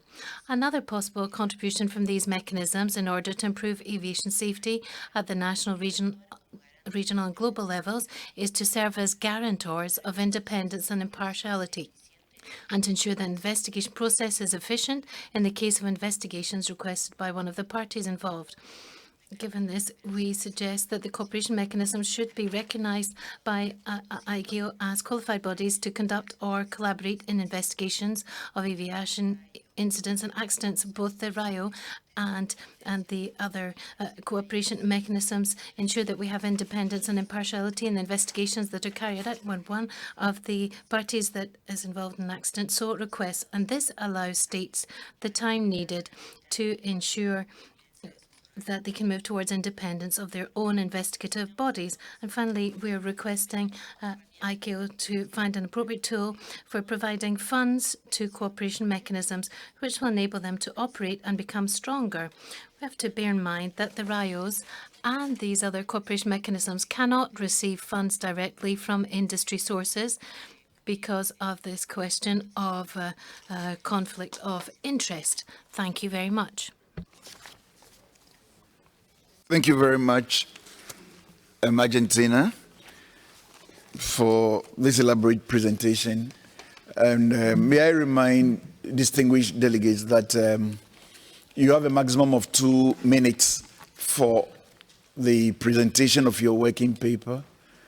And please try to keep within the 2 minutes, because we have the WPs in front of us. So executive summary, action required, that should be it. Thank you very much for the presentation of the papers on regional cooperation in accident and incident investigation. In concluding the presentation of this batch, the information paper 91 presented by IAC is noted and will be included in the report of this agenda item. I will now give the floor to the secretariat for any clarifications on the papers. Secretariat.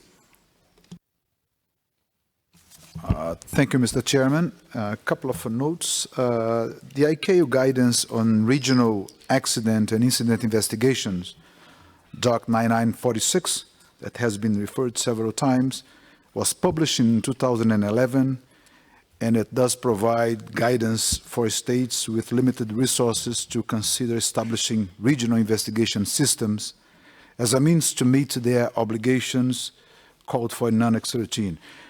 As well, there is a chapter in this document dedicated guidance for financing RIOs. And with references specific to working paper 111, 155, and 95, in which ask ICAO for action to which we agree, one of those would be to review the manual to incorporate other mechanisms existing, like the ARCM in South America, like in CASIA, if I may say, in the European Union. This should be noted that the Council would review those agreed proposals with respect to the priorities funded, existing priorities funded through the budget, the coming budget, and the availability of extra budgetary resources. That's a note that we have to keep in mind. Thank you, Mr. President. Thank you very much, Secretary, for the clarification. I'll now open the floor for questions, comments, or contribution. We'll start with the Republic of Korea. The Republic of Korea, you have the floor. Thank you, Mr. Chair. The Republic of Korea would like to thank all states prepared the working paper related to AIG and express our support to working paper 74 of COSESNA member states, working paper 111 of Europe, working paper 95 and 97 of the United Arab Emirates, and working paper 155 of AFCAC member states. Thank you. Thank you very much, Republic of Korea. Israel, you have the floor.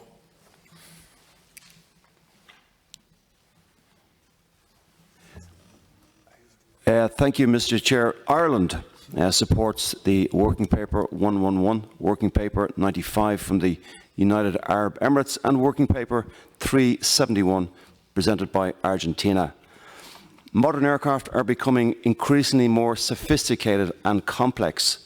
This, coupled with the changing regulatory, economic and technical environment in which they are operated, places an enormous demand on the accident investigation system in terms of the specialised technical skills and expertise required to fulfil its immensely important role. As a result, it is fair to say that these specialised resources are not necessarily available in all ICAO contracting states.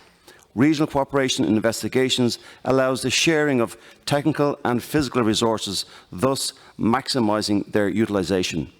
Ireland therefore calls upon all ICAO member states to consider the examples of cooperation as cited in Working Paper 111 and to work to promote mutual support within their regional or sub-region, and we ask ICAO to review Doc 9946 to reflect different concepts of regional accident investigation mechanisms in order to encourage more contracting states to engage in cooperation in their own regions. Thank you, Mr. Chair.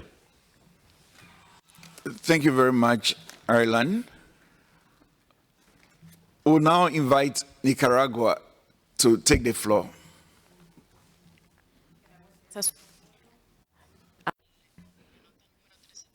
Thank you. I would like to refer to the working paper put forward by Argentina and also the one put forward by the United Arab Emirates, and I wish to support them. Thank you very much, Nicaragua. Let's keep our intervention short as the Nicaragua, we'll call it the Nicaragua standard. Trinidad and Tobago, you have the floor. Trinidad and Tobago supports the Working Paper 111, as well as the intervention referenced by the secretariat. The Trinidad and Tobago is particularly happy to hear of that in respect to that intervention, because we are concerned with respect to the delegation and the issues surrounding the delegation of responsibilities as identified in Annex 13. States will continue, Mr. Chairman, to have low levels of effective implementation of the SARPs of Annex 13 unless a different approach is adopted. Acceptability of procedures that guarantees, such as the acceptability of procedures that guarantees functional independence during accident investigation. Thank you for the intervention. Thank you, Trinidad and Tobago. Italy, you have the floor. Italy wishes to support the Working Paper 111 presented by United Kingdom.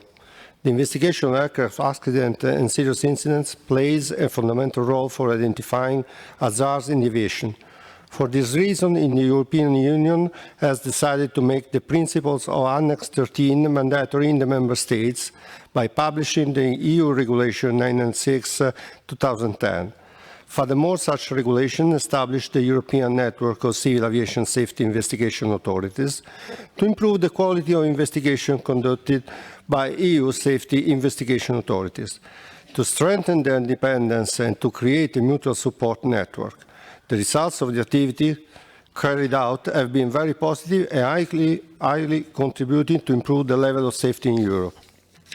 In particular, a central database for safety recommendation has been established. Such database collects all safety recommendations issued by EU safety investigation authorities during or after their investigations. This database also contains information about the status of implementations of recommendation and is accessible through internet to all interested parties such as EASA and EU civil aviation authorities. For these reasons, Italy strongly supports the aforementioned working paper and the related actions. Italy also wishes to support working paper 155 presented by AFCAC, working paper 74 presented by COSESNA, working paper 95 and 97 presented by United Arab Emirates, and finally, working paper 371 presented by Argentina. Thank you, Mr. Chairman. Thank you very much, Italy. Uruguay, you have the floor. Gracias. Thank you, Chairman. We would like to recognise the excellent work that has been achieved by the ARCM in the SAM region in order to assist the regions and an environment of collaboration where each member state makes available human and financial resources. This type of mechanism does not put an excess burden on member states, and it works well. It really depends on collaboration between member states, and this has produced excellent results in the SAM region. We've had a great opportunity to go through this transition to take account of what we've got in Annex 13, and has allowed us to also make legislative adjustments. We've been able to take part in these accident and incident investigations that meet the highest standards and practices established by ICAO. So we very much support the working paper presented by Argentina, WP 371. Thank you. Thank you very much, Uruguay. United States. Well, thank you, Mr. Chairman. Although the United States National Transportation Safety Board is not a formal member of ARIO, we would like to take the opportunity to recognize the benefits of the ARIO approach, as well as similar cooperative mechanisms that are outlined in the working papers under this agenda item.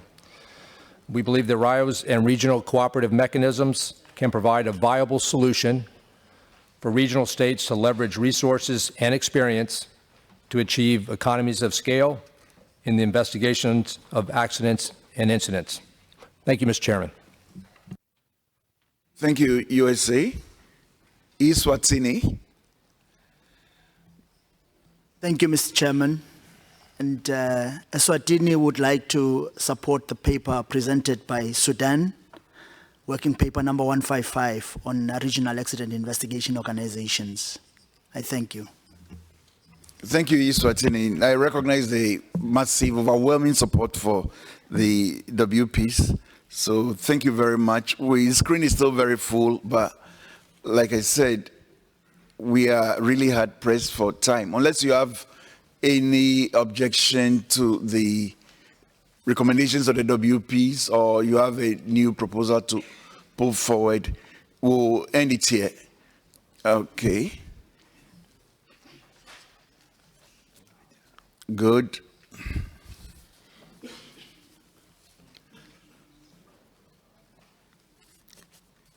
Excellent. The screen is clearing up. Wow. Still waiting? Okay, Nigeria, you have the floor. So 4 more contributions: Nigeria, Bolivia, Venezuela, Bangladesh, in that order, and we'll conclude the second batch. Thank you, Mr. Chair. Just a few comments. I just opposed working paper 155 by AFCAC, working papers 95, 97 by UAE. For the working paper 371, in respect of the recommendation contained in A, that cooperation mechanisms are recognized as qualified bodies for conducting and or collaborating in investigations of aviation accidents. Just to seek some clarification, these AIG cooperation mechanisms, will they be restricted to conduct investigations only, prepare reports? What about the other responsibilities such as collation analysis of accident incident data, follow-up actions on investigation findings, safety recommendations? Will this be performed by the national accident investigation bodies, bearing in mind that some of these that constitute these mechanisms may not be independently established? we, Nigeria, because we know we've been part of the Bagaya, and we appreciate the difficulties sometimes in setting up a body such as the Regional Accident Investigation Organization. We still believe very much that the better solution in terms of the long-term solution would be to have a Regional Accident Investigation Organization and to be funded and sustained by the stakeholders. Thank you. Thank you, Nigeria. Your point is noted, and it will reflect in our summary of this discussion. Bolivia, Bangladesh, in that order, and we conclude. Muchas gracias. Thank you, Chairman.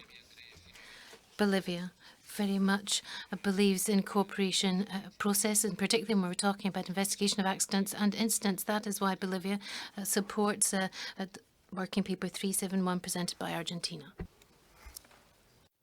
Thank you. Bangladesh. Thank you, Mr. Chairman. Bangladesh supports the Working Paper 95 and 97 presented by UAE. While the action proposed to include the sufficient guidance material to assist the regional states in its decision-making, side by side, Bangladesh would like to highlight the issue of capacity building in this regard. ICAO Trainer Plus training portfolio consists of hundreds of training packages covering bundle of subject areas. Bangladesh would request to consider to include accident investigation as an additional area for training needs for capacity building of the states. Bangladesh also supports the Working Paper 371 presented by Argentina and Working Paper 155 by AFCAC. Thank you.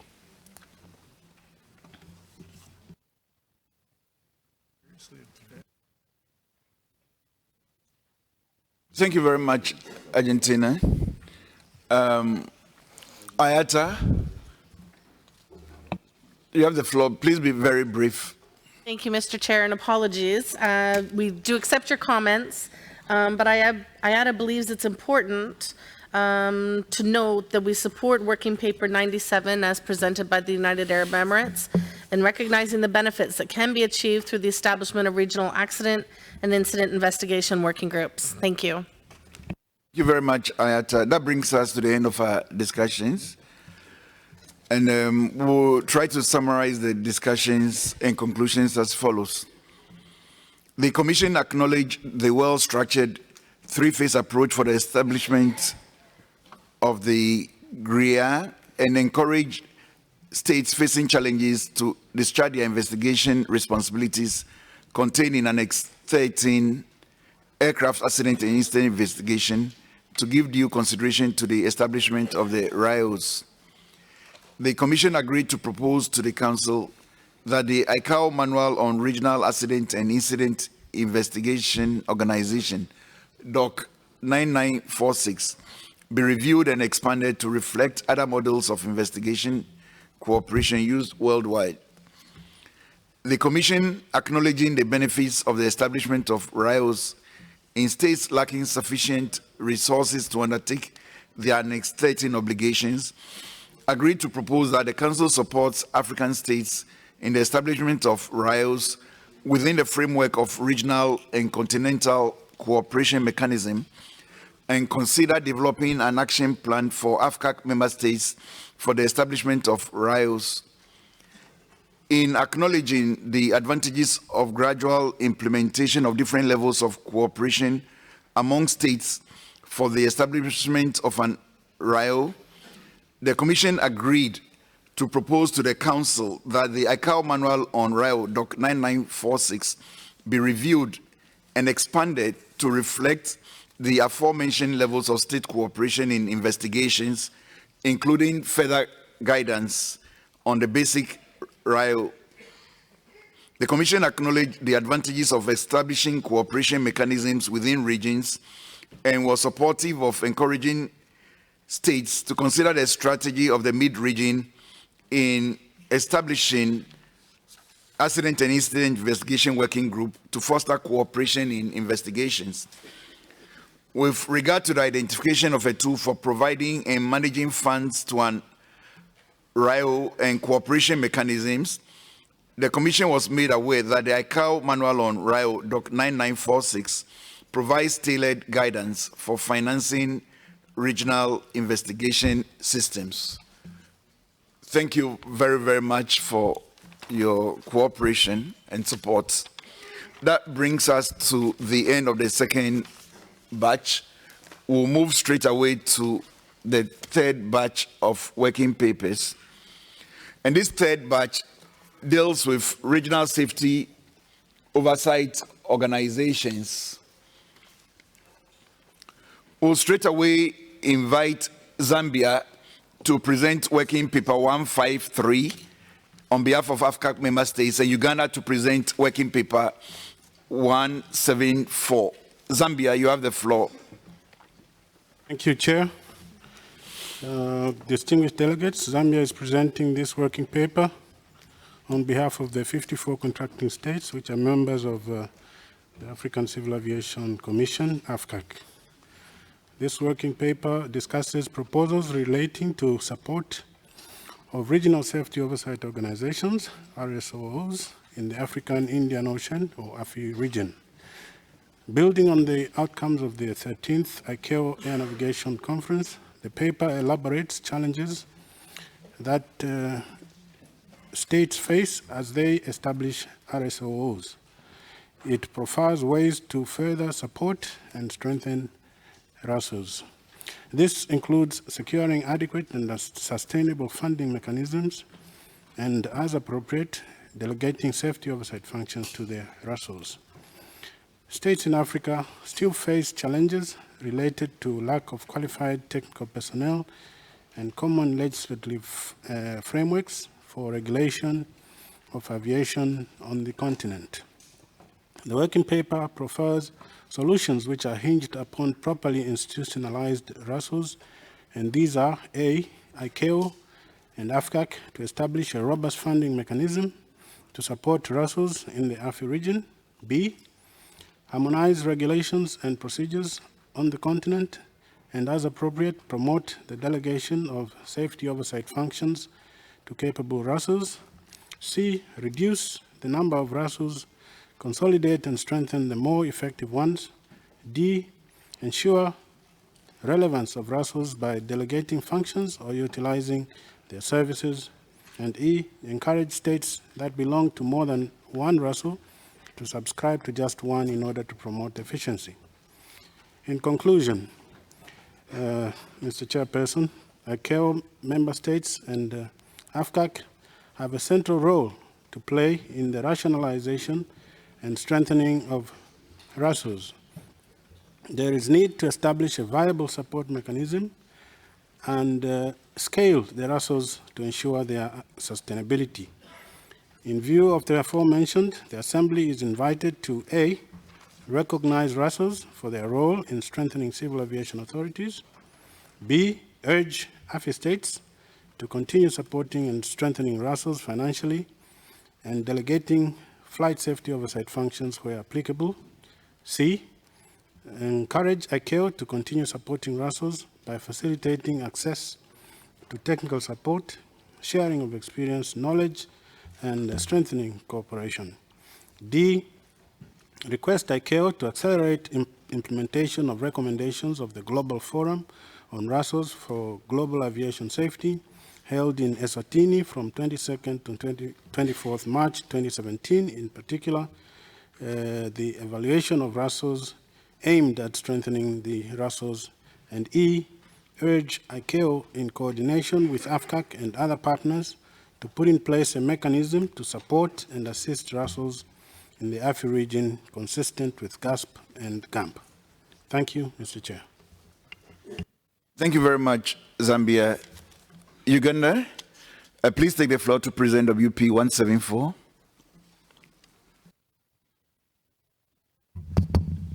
Thank you very much, Mr. Chair.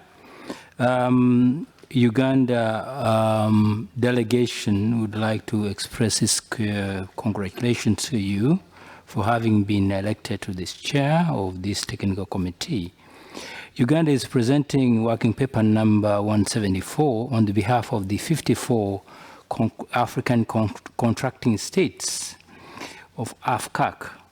The working paper presents the status of implementation of common licensing system in the AFI region, consistent with Amendment 174 to the ICAO Annex 1, the personnel licensing. East African states, through their regional safety oversight organization, CASOA, has developed a framework for the common licensing system aimed at improving mobility of licensing personnel at the regional level. And the highlights of the progress so far made are listed on page number 3 under paragraph 2.1 of the working paper. Experience gained from this process so far demonstrates that there is apparent need for ICAO to further develop, review, and harmonize technical guidance material to facilitate smooth implementation of automatic validation of personnel licenses, particularly where RSOs take a central coordination and implementation role. In conclusion, Assembly is invited to A, note the importance of the implementation of the common personnel licensing system among states of group states through the facilitation and coordination of the RSOs. B, encourage states and RSOs to consider and implement automatic validation of personnel licensing system for purposes of improving mobility of licensed aviation personnel. C, support continuation of the implementation of automatic validation of licensing system through RSOs by providing additional technical guidance material, training, expertise to support regional automatic validation of personnel licenses. D, request ICAO to review and harmonize technical guidance material to facilitate smooth implementation of automatic validation personnel licenses.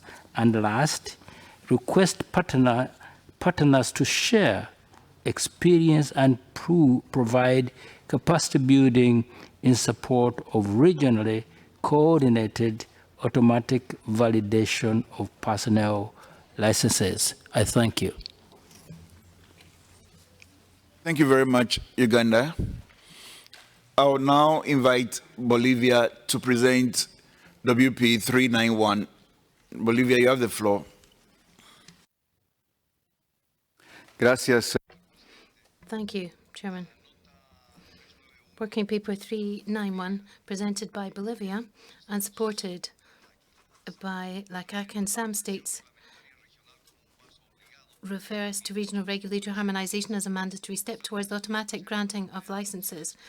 It presents to the Assembly the actions carried out by the Regional Safety Oversight Cooperation System for the implementation, starting in January 2021, of automatic license validation among its states, towards reaping the benefits this represents to industry and the civil aviation administrations of the South American region. For the states, it will enhance safety because this process is based on regulations that comply with the ICAO SARPs. And for license holders, it will mean a reduced bureaucratic burden resulting from the validation procedures, and it would have benefits for industry because it will result in options for greater growth because their staff will have the same training as their nationals, and there will be standardization with the other authorities as well. So thus, we're inviting the Assembly to continue promoting and supporting the regional safety oversight organizations in the implementation of automatic license validation among its states, which have common regulations for the granting of personnel licenses. Thank you very much, Chairman. Thank you very much, Bolivia. I will now invite Colombia to present WP 404, Colombia. Gracias, señor presidente. Thank you, Chairman. I have the honor of presenting WP 404, So it's presented by Colombia and sponsored by the LACAC member states. And this deals with multinational certification of AMOs in a harmonized regulatory environment. This working paper presents to the Assembly the results and experience related to the benefits of multinational certification of approved maintenance organizations, AMOs, in a harmonized regulatory environment because of the benefits for industry and also for the authorities. And so we invite the Assembly to continue to support regional safety oversight organizations in multinational certification procedures in the ICAO regions, and also B, to arrange for the development of guidance material on such certifications. And this concludes the presentation of the working paper. And sorry, but I would also like to say that I support the paper from Bolivia because perhaps I won't have time to express my support later. So I'm slipping it in now. Thank you. Thank you very much, Colombia. It's now the turn of Guyana to present WP 282. Guyana, Ghana are often confused. They ask you, where do you come from? You say Ghana, and they say, Guyana. So this is it Guyana or Guyana to present WP 282? You have the floor, Guyana. Oh, good afternoon, Mr. Chairman, and let me take this opportunity to say how happy I am that you have been selected as chairman. Good afternoon, my delegates. Guyana, and not Ghana, presents working paper 282. This paper includes the proposal for a sustainable solution to the shortage of qualified helicopter inspectors in operations and airworthiness. During the recent years, helicopter operations have increased considerably in countries such as Guyana, Suriname, and other Caucasus countries in the Caribbean due to mining activity and deep water exploration. These type of operations presents a tremendous load on the oversight facilities because our countries do not possess enough helicopter inspectors to carry out certification processes and continued surveillance on new helicopter operators. This paper, we invite the Assembly and ICAO to note the information therein, and also to invite states to contribute to the project activity in this paper, as given by some of the solutions to overcome the lack of qualified and experienced helicopter inspectors. It is proposed to CASAS to undertake a development of a regional project which is coordinated by ICAO and which takes into account the points listed out in 3.1 in the proposed solution document.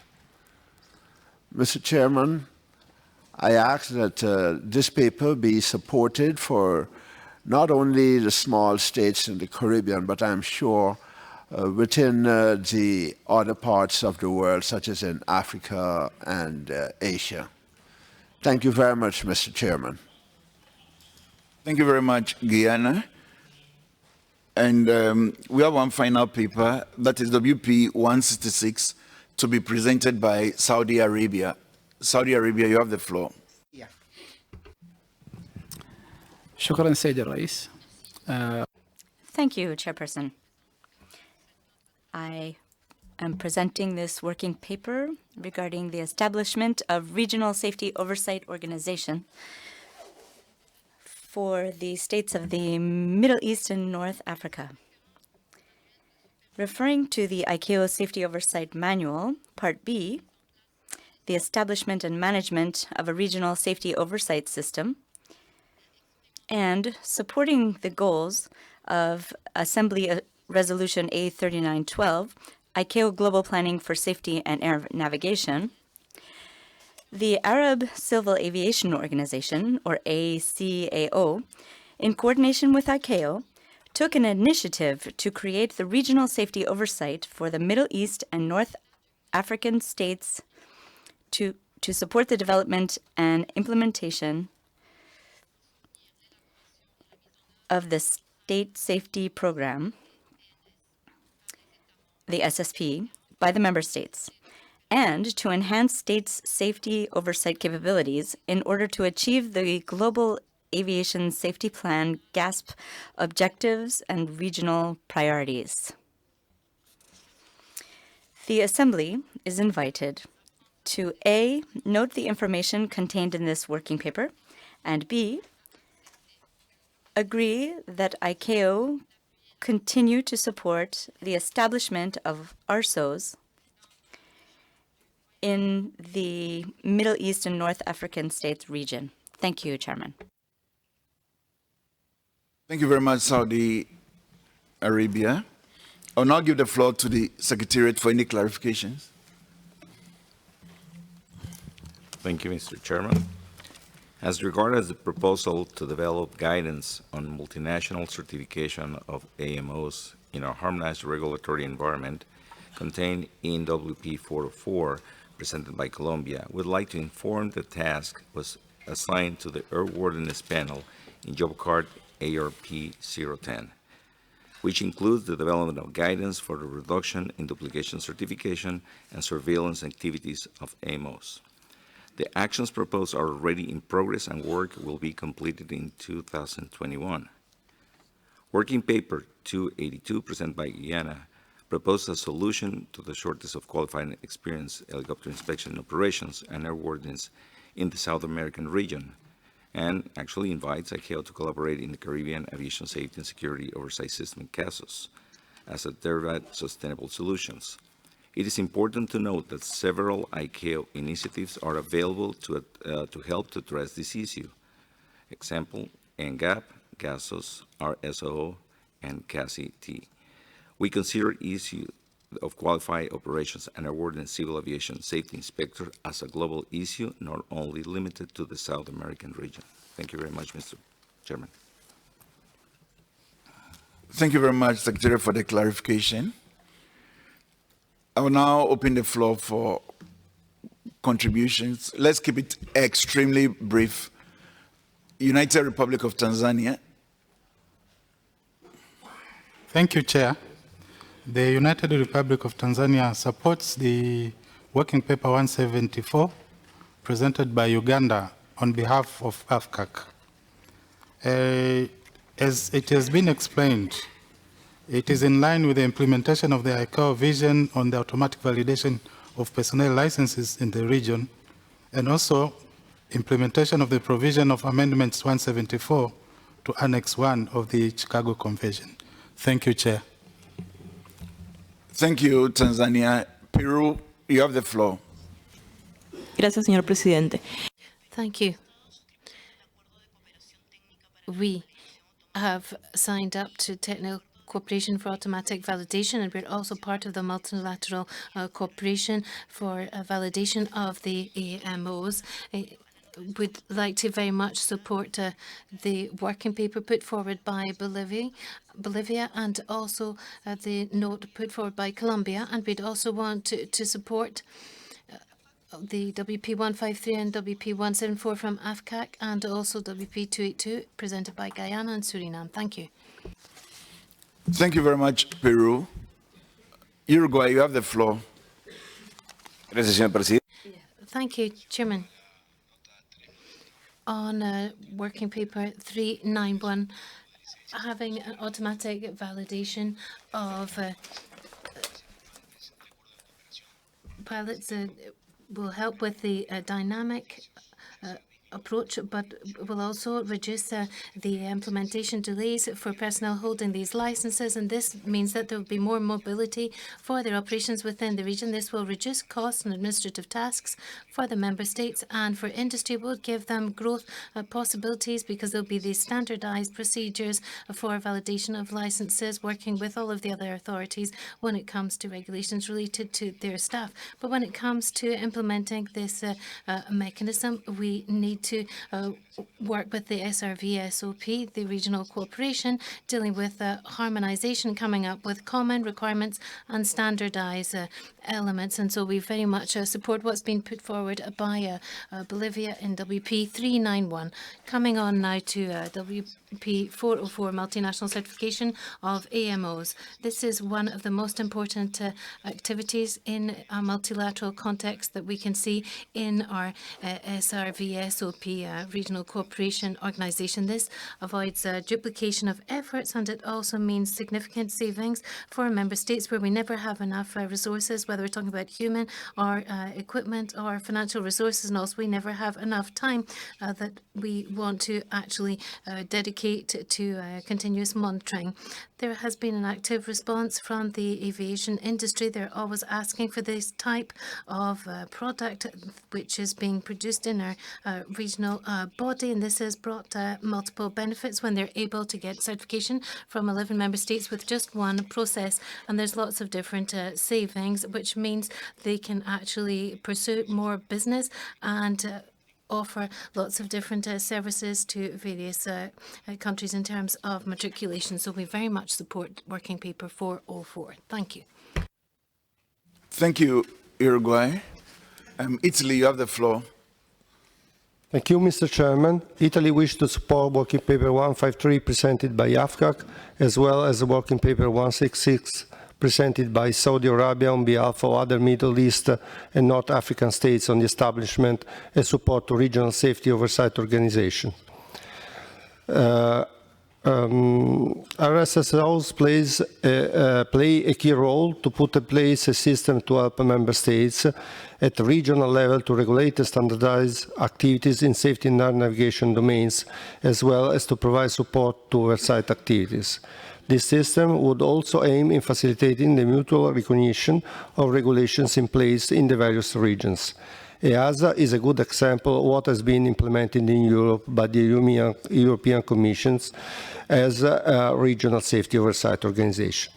Italy has identified many similarities between EASA and other similar initiatives taken by different regions, and we are available to share our experience with those states who are willing to fully embark in the regional approach. The regional approach, however, needs to identify clear tasks to be allocated to the regional safety oversight organization without clear delegation of function or task to the RSSOs would not be able to implement any significant improvement to their supporting states.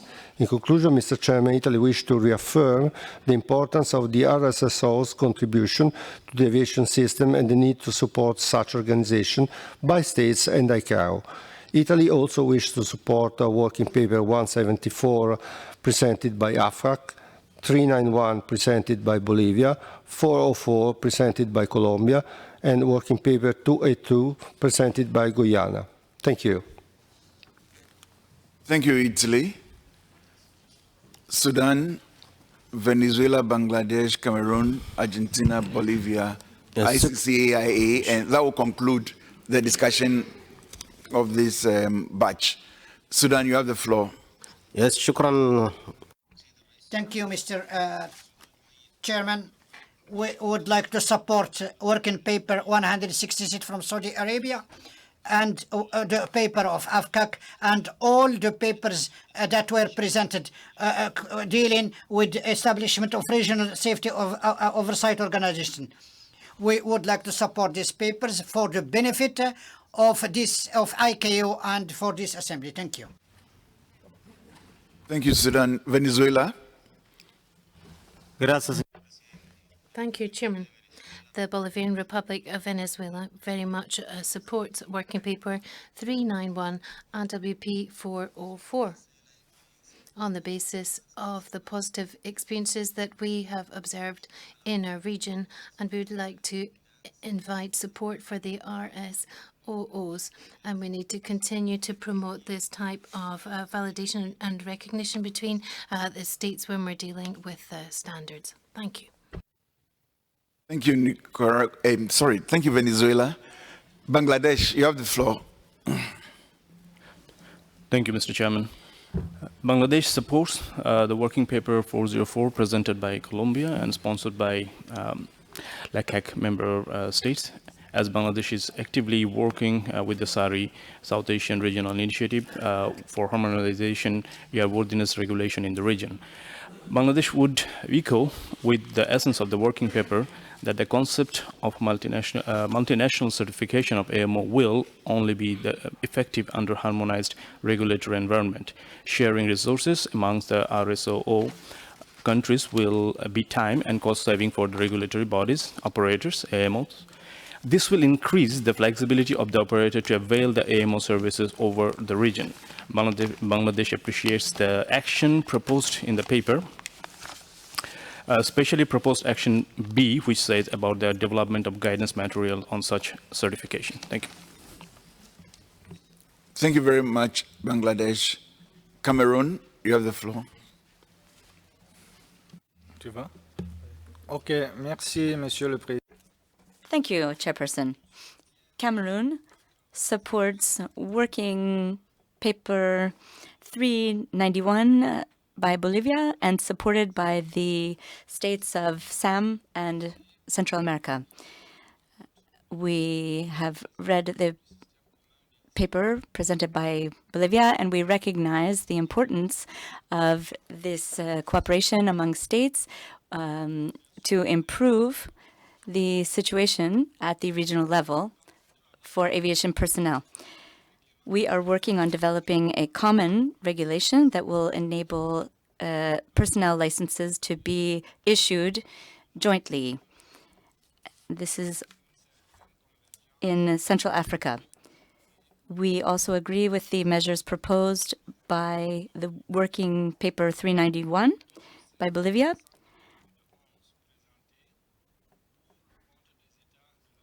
And this paper presented by AFCAC. Thank you. Thank you very much, Cameroon. Argentina. Thank you, Chairman. Argentina, we'd like to thank the support that's been expressed for our working papers on the basis of the experience that we've had over the last few years to promote this harmonized approach, which has really allowed us to have an exponential improvement of safety in our region. And on basis of working paper 282, we've heard comments from the secretariat, so we've heard that efforts are going to continue to develop further GASOs. Thank you. Thank you very much, Argentina. Two more interventions, Bolivia and finally ICCAI. Bolivia. Muchas gracias, Presidente. Thank you very much. We can support working paper 44 presented by Colombia. And we believe that we need to share and cooperate. This is clearly part of the success of our organizations. And we can see this, for example, in our SAM region, which is very well administered by the regional office in Peru. And we also support working paper 166 in the same spirit, and also working paper 282 presented by Guyana and Suriname. Thank you. Thank you very much, Bolivia. ICCAI. Thank you, Chair, and good afternoon, everyone. The International Coordinating Council of Aerospace Industries Associations adds its support for working paper 404 presented by Colombia and sponsored by LACAC member states. In addition, our member associations include numerous approved maintenance organizations, and we wish to offer our expertise in the furtherance of the work proposed in action item little b in this paper. Thank you, Chair. Thank you very much, ICCAI. We appreciate the contributions of the international organizations. So this concludes batch 29 3.3 of agenda item 29. So I'll attempt to summarize the conclusions as follows. The Commission strongly recommended that ICAO continue providing support to regional safety oversight organizations worldwide and their technical initiatives. The Commission took note of various ICAO initiatives, such as RSOO Cooperative Platform, GASOS, NGAP, and CASI-T. The Commission agreed to STs to support and strengthen their RSOOs by providing mechanisms for sufficient and continuous financing of these organizations and further extend their safety functions. The Commission agreed to propose to the Council that the Manual of Procedures for Establishment and Management of a State's Personnel Licensing System, DOC 9379, be reviewed to consider state cooperation within an RSOO for the automatic validation of personnel licenses. The Commission took note of the ongoing work of ICAO in order to develop guidance to reduce the certification and surveillance activities of approved maintenance organizations in a harmonized regulatory environment through the RSOOs. And finally, but not the least, the Commission recognized that the shortage of qualified helicopter inspectors is a global problem and noted the initiatives of ICAO aiming at addressing this issue. Thank you very, very much for your cooperation once again. Before you go to the next batch, I need to make it administrative. Okay. I'll hand over the microphone to the Secretariat for an administrative announcement. Thank you, Chairman. While we're getting ready for the next batch, I would like to mirror a notification that's being made in the Executive Committee currently, and this will be followed by a formal announcement that should be on email and on our internet page. The building tomorrow is planned to be closed because of an expected large demonstration related to climate change, which is estimated to have participation ranging between 300 and 400,000 participants tomorrow that will be in the vicinity near ICAO. Because of this, the President of the Council, in collaboration with the Secretary General and the Coordinating Committee, has made the decision that tomorrow the building will be closed, and we will recalibrate and reschedule activities to begin catching up after the Part 1 and Part 2 voting on Saturday morning. So please look forward to additional information coming on email, but we wanted to notify you before we got too late in the session today. Thank you, Mr. Chairman. Thank you very much for the announcement. So we need to run then because we're losing tomorrow. Exactly. So we go straight to batch 4. We have 2 more batches, the 4th batch and the 5th batch. Yep. And then we can attend to our social programs, very elaborate programs this evening. You don't want to miss any of them. So batch 4, the 4th batch of papers deals with the Global Aviation Safety Oversight System, GASOS, and the adoption of an amendment to Assembly Resolution A3914. I'll now invite the Secretariat to present Working Paper 13, which addresses the first phase of GASOS and the proposed Assembly Resolution. Secretariat, you have the floor. Thank you, Mr. Chairman. I am pleased to present Working Paper 13 related to the Global Aviation Safety Oversight System, GASOS. Regional safety oversight collaboration has improved global aviation safety with the help of regional safety oversight organizations and other regional mechanisms like regional accident and incident investigation organizations.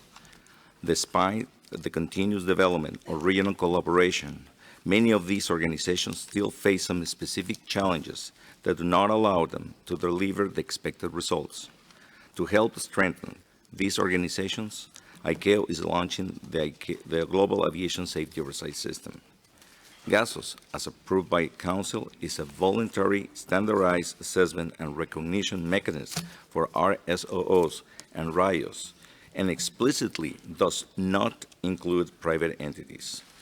It is a tool to assess the qualifications and capabilities of these organizations that may be performing functions and activities under the authority of the state in order for the state to fulfill its obligations under the convention. A GASOS assessment allows these organizations to identify gaps and correct any deficiencies. As a result of the 13th Air Navigation Conference, ICAO was asked to further address three specific areas: legal liability, governance, and cost-benefit. I am pleased to say these issues have been addressed in order to begin GASOS assessments as approved during the 217th session of the Council and are outlined in this working paper. The Commission is therefore invited to support and agree on the actions presented in Working Paper 13, as well as the proposed amendment to Assembly Resolution A3914. Thank you, Mr. Chairman. Thank you very much, Secretariat. I'll now invite United States to present Working Paper 294. US, you have the floor. Thank you, Mr. Chairman. The United States recognizes the importance of increased cooperation to meet the anticipated growth in international air transportation and acknowledges the potential benefits to be realized through the investigation of new methods to aid member states in executing their safety oversight responsibilities. We continue to support the intent of the GASOS to assist the states in improving and strengthening their safety oversight capabilities and acknowledge the challenges that GASOS seeks to address, as well as the potential benefits that may be possible under the GASOS model. We also support the GASOS effort to assist in strengthening safety oversight capabilities of RSOOs. As indicated in Working Paper 13, the ICAO Council has approved GASOS for strengthening and assessment of the RSOOs and RAIOs to enable them to provide levels 1 and 2 support to their member states. In Working Paper 294, we highlight important considerations in the initial implementation of the GASOS and invite the Assembly to agree to the recommendations for further actions. While the GASOS model has potential to enhance global safety oversight capabilities, further legal and technical study is needed, particularly for levels 2 and 3. Implementation and development of GASOS should ensure that these issues are addressed in conjunction with a robust approach to program management, data collection, and analysis and validation of the GASOS model. ICAO should establish a legal expert group to collaborate with the GASOS study group in continuing the work of the ad hoc legal advisory group. ICAO and expert groups should address the points and actions outlined in Working Paper 294. Changes to the current scope of GASOS implementation approved by ICAO Council should not be considered until the performance of the current scope has been assessed and legal and liabilities, cost-benefit, and governance issues are demonstrated to be fully resolved. The United States supports the proposed Assembly resolution presented in Working Paper 13 and urges the Assembly to agree to the complementary recommendations contained in Working Paper 294. The United States also supports Working Paper 72, 214, 255, and 368, but would like to offer some brief comments. We acknowledge the benefits of GASOS, benefits that GASOS could provide to RSOOs and RAIOs and their member states. These benefits could include internal assessments to identify safety oversight gaps and possible mitigations. We would like to note, however, that reliability, efficacy, applicability, and cost versus benefits for the gasos as a resolution of the as the solution, for the member states, RSSOs and RAIOs have yet to be determined.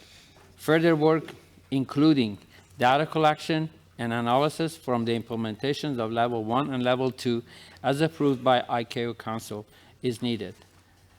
This is discussed in U.S. Working Paper 294. Thank you, Mr. Chairman. Thank you very much, United States. I'll now invite New Zealand to present Working Paper 214. New Zealand. Thank you, Mr. Chairman.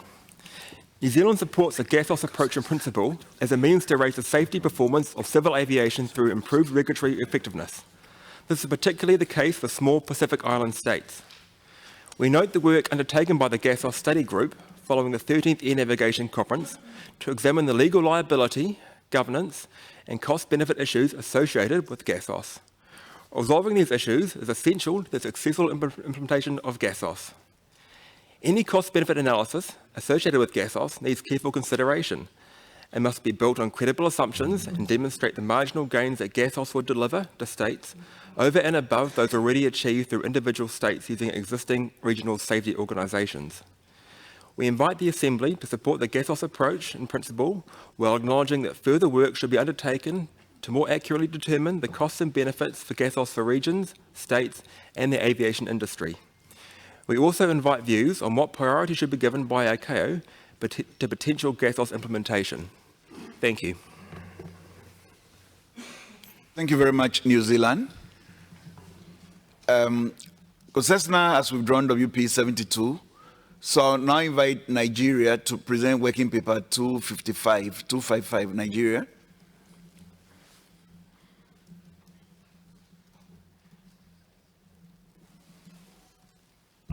Thank you, Mr. Chair.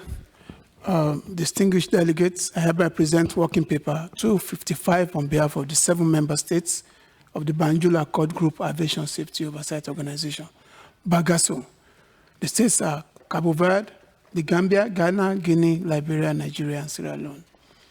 This working paper presents BAGASO's initiative to support the GASOS program for safety oversight organizations by participating in GASOS pilot assessment and to encourage other entities to participate in this important ICAO's initiative.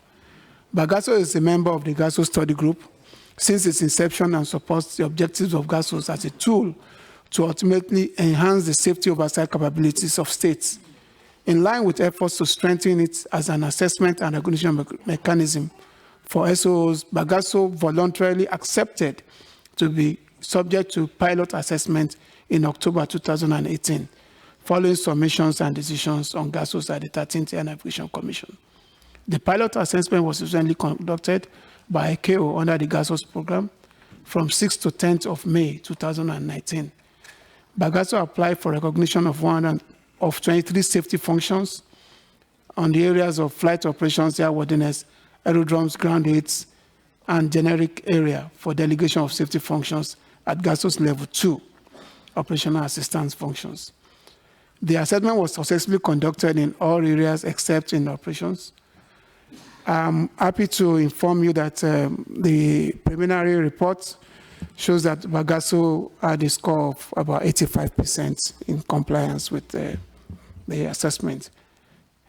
The GASOS assessment of BAGASO further deepened its sense of appreciation of the overall level and scope of organization policies, procedures, and processes that should be established for the sustainable, efficient, and effective provision of safety oversight services, particularly in the capacity of a delegated organization. In conclusion, the pilot assessment is an essential step in demonstrating the capability of GASOS assessment mechanisms. Furthermore, it provided BAGASO an opportunity for continuous improvement of safety in its region. The Assembly is hereby invited to note the information contained in the paper, encourage ICAO to continue supporting regional agencies and the GASOS program, endorse the GASOS program as a solution to those states experiencing difficulties in meeting their safety oversight and accident and incident investigation obligations, and recommend ICAO to continue supporting the strengthening of regional aviation safety organizations by facilitating capacity building, access to technical support, and the sharing of experience and knowledge between organizations within the GASOS program. Thank you. Thank you very much, Nigeria. Our final paper in this fourth batch will be presented by Bolivia. That's working paper 368. Bolivia, you have the floor. Gracias, Presidente. Thank you, Chair. Bolivia is presenting WP 368 that refers the Global Aviation Safety Oversight System, GASOS, and this has been supported by all the states of the ICAO SAM region and the LACAC states. In response to the growing challenges of aviation safety oversight around the world, ICAO is working to establish and implement the GASOS. This paper presents the experience of Bolivia in the study group as a member of the Regional Safety Oversight Cooperation System, the SRV-SOP. The GASOS study group reviewed the proposal to create the GASOS as the best possible solution for ensuring effective and cost-efficient safety oversight at the global level. And so the Assembly is being invited to support the GASOS initiative and also to request the regional safety oversight organizations, the RSOs, to assess the risks and benefits of GASOS recognition. Thank you, Chairman.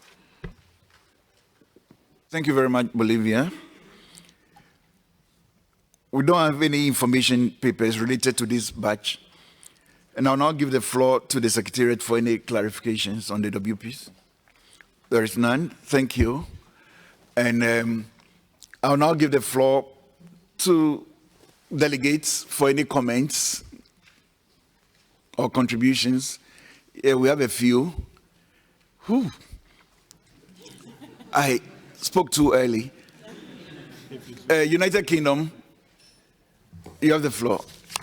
Thank you, Chair, and good afternoon, everyone. The United Kingdom welcomes the approval of GASOS by the Council, and we congratulate it for this achievement. We also support the proposed revision to the Assembly resolution, and we are encouraged to see that ICAO has now largely addressed the issues raised by states at the 13th Air Navigation Conference. GASOS is an important ICAO safety initiative whose development has been actively supported by several states and regional organizations as an answer to many challenges posed to authorities around the world. Nevertheless, we recognize that there may have been some weaknesses in the application of an appropriate project management approach, leading to some concerns by some states. We recognize the concerns in Working Paper 214 of New Zealand. However, given that GASOS was born out of the desire to support RSOO improvement, the experiences of Bagasso are especially relevant. Whilst it is important that the cost-benefit profile continues to be refined, the tangible benefits as described in Working Paper 255 should be recognized as showing that GASOS can make a positive contribution to aviation safety standards. Along with the United States, as outlined in Working Paper 294, we also encourage the Secretariat to implement the recommendations of the Ad Hoc Legal Advisory Group, to continue to assess the performance of the program and develop guidance material. We encourage the Secretariat to improve these aspects to build confidence in the GASOS program. We believe it is now time to give a clear mandate for ICAO to start implementing GASOS. Challenges in state safety oversight are well known and will only increase in the future, along with the changing aviation system, and cooperation between states and regionally is an essential measure to respond to these challenges. Thank you, Chair. Thank you very much, United Kingdom. Uruguay, you have the floor. Gracias, señor presidente. Thank you, Chairman. On WP 368 on GASOS, with the continuous monitoring approach carried out by ICAO allows us to really strengthen and improve the competencies of the RSOOs so that we can offer better assistance to the member states in order to strengthen the oversight capacity of the member states at level 1 and level 2, or to completely delegate these functions, namely level 3, full delegation. And the fact that regional organization actually applies for gasos recognition and pursues these different actions can actually mean that there needs to be extra financial resources, but I think it will be important to carry out a cost-benefit analysis when we're taking a decision. So we very much support what WP 368 presented by Bolivia. Thank you. Thank you very much. I realize there's an overwhelming support for the papers on gases. It's now 4:56 p.m. and we need to have a way for what I will suggest, with your permission and approval, is to, summarize the discussions and conclusions. If there's anything you want to add to it, then you add, because so far it's all been overwhelming support for the gases and the Assembly Resolution 839-14. So our summary is as follows. The Commission strongly supported the implementation of the first phase of gases as approved by the Council. The Commission recognized gases as a solution for strengthening RSOOs and RIOs and a way to enhance safety oversight capabilities for their member states. The Commission also recognized that technical assistance to RSOOs or RIOs may be needed in addition to gases in order to strengthen these regional mechanisms, and that the RSO's cooperative platform is one possible ICAO tool to facilitate coordination among RSOOs regarding shared resources and common needs for support and/or assistance, and to prioritize those needs. The Commission agreed that further work is needed before introducing any new phases of gases. Regarding the cost-benefit analysis, the Commission agreed that additional data collection and analysis is needed in order to fully address the cost versus benefits of gases, and that states and regional organizations need to provide ICAO with the necessary data. The Commission agreed that the first phase of gases should be used as a means to collect and analyze the additional data that is needed for the cost-benefit analysis. The Commission also recognized the safety benefits seen thus far as a result of the gases pilot assessments.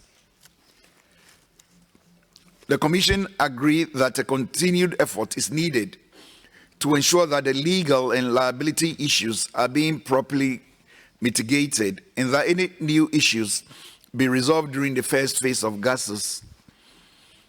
The Commission agreed that further legal work needs to be done before implementing any new phases of gases.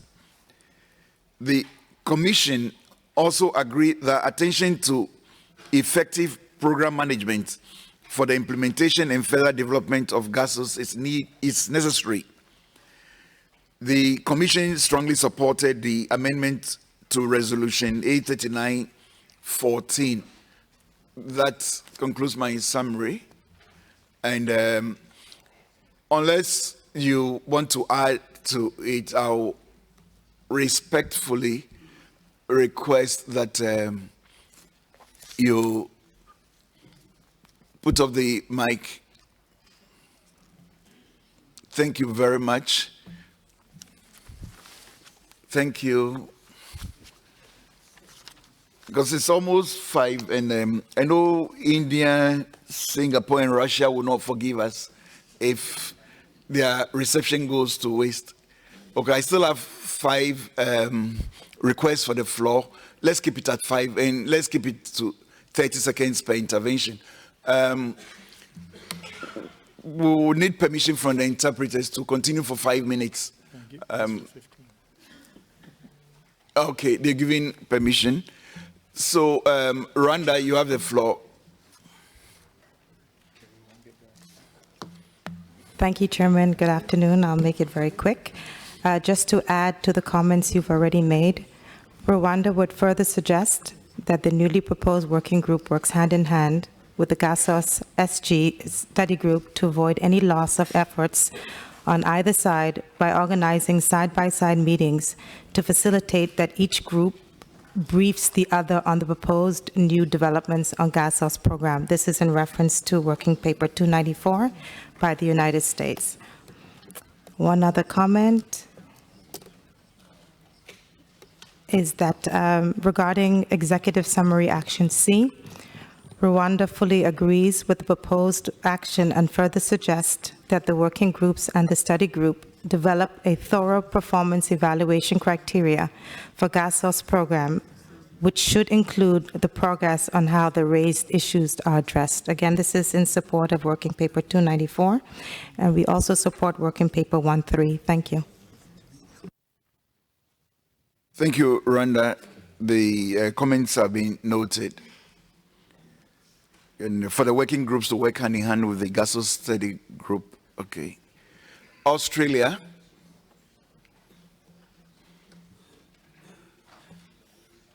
Thank you, Chair. I'll be brief.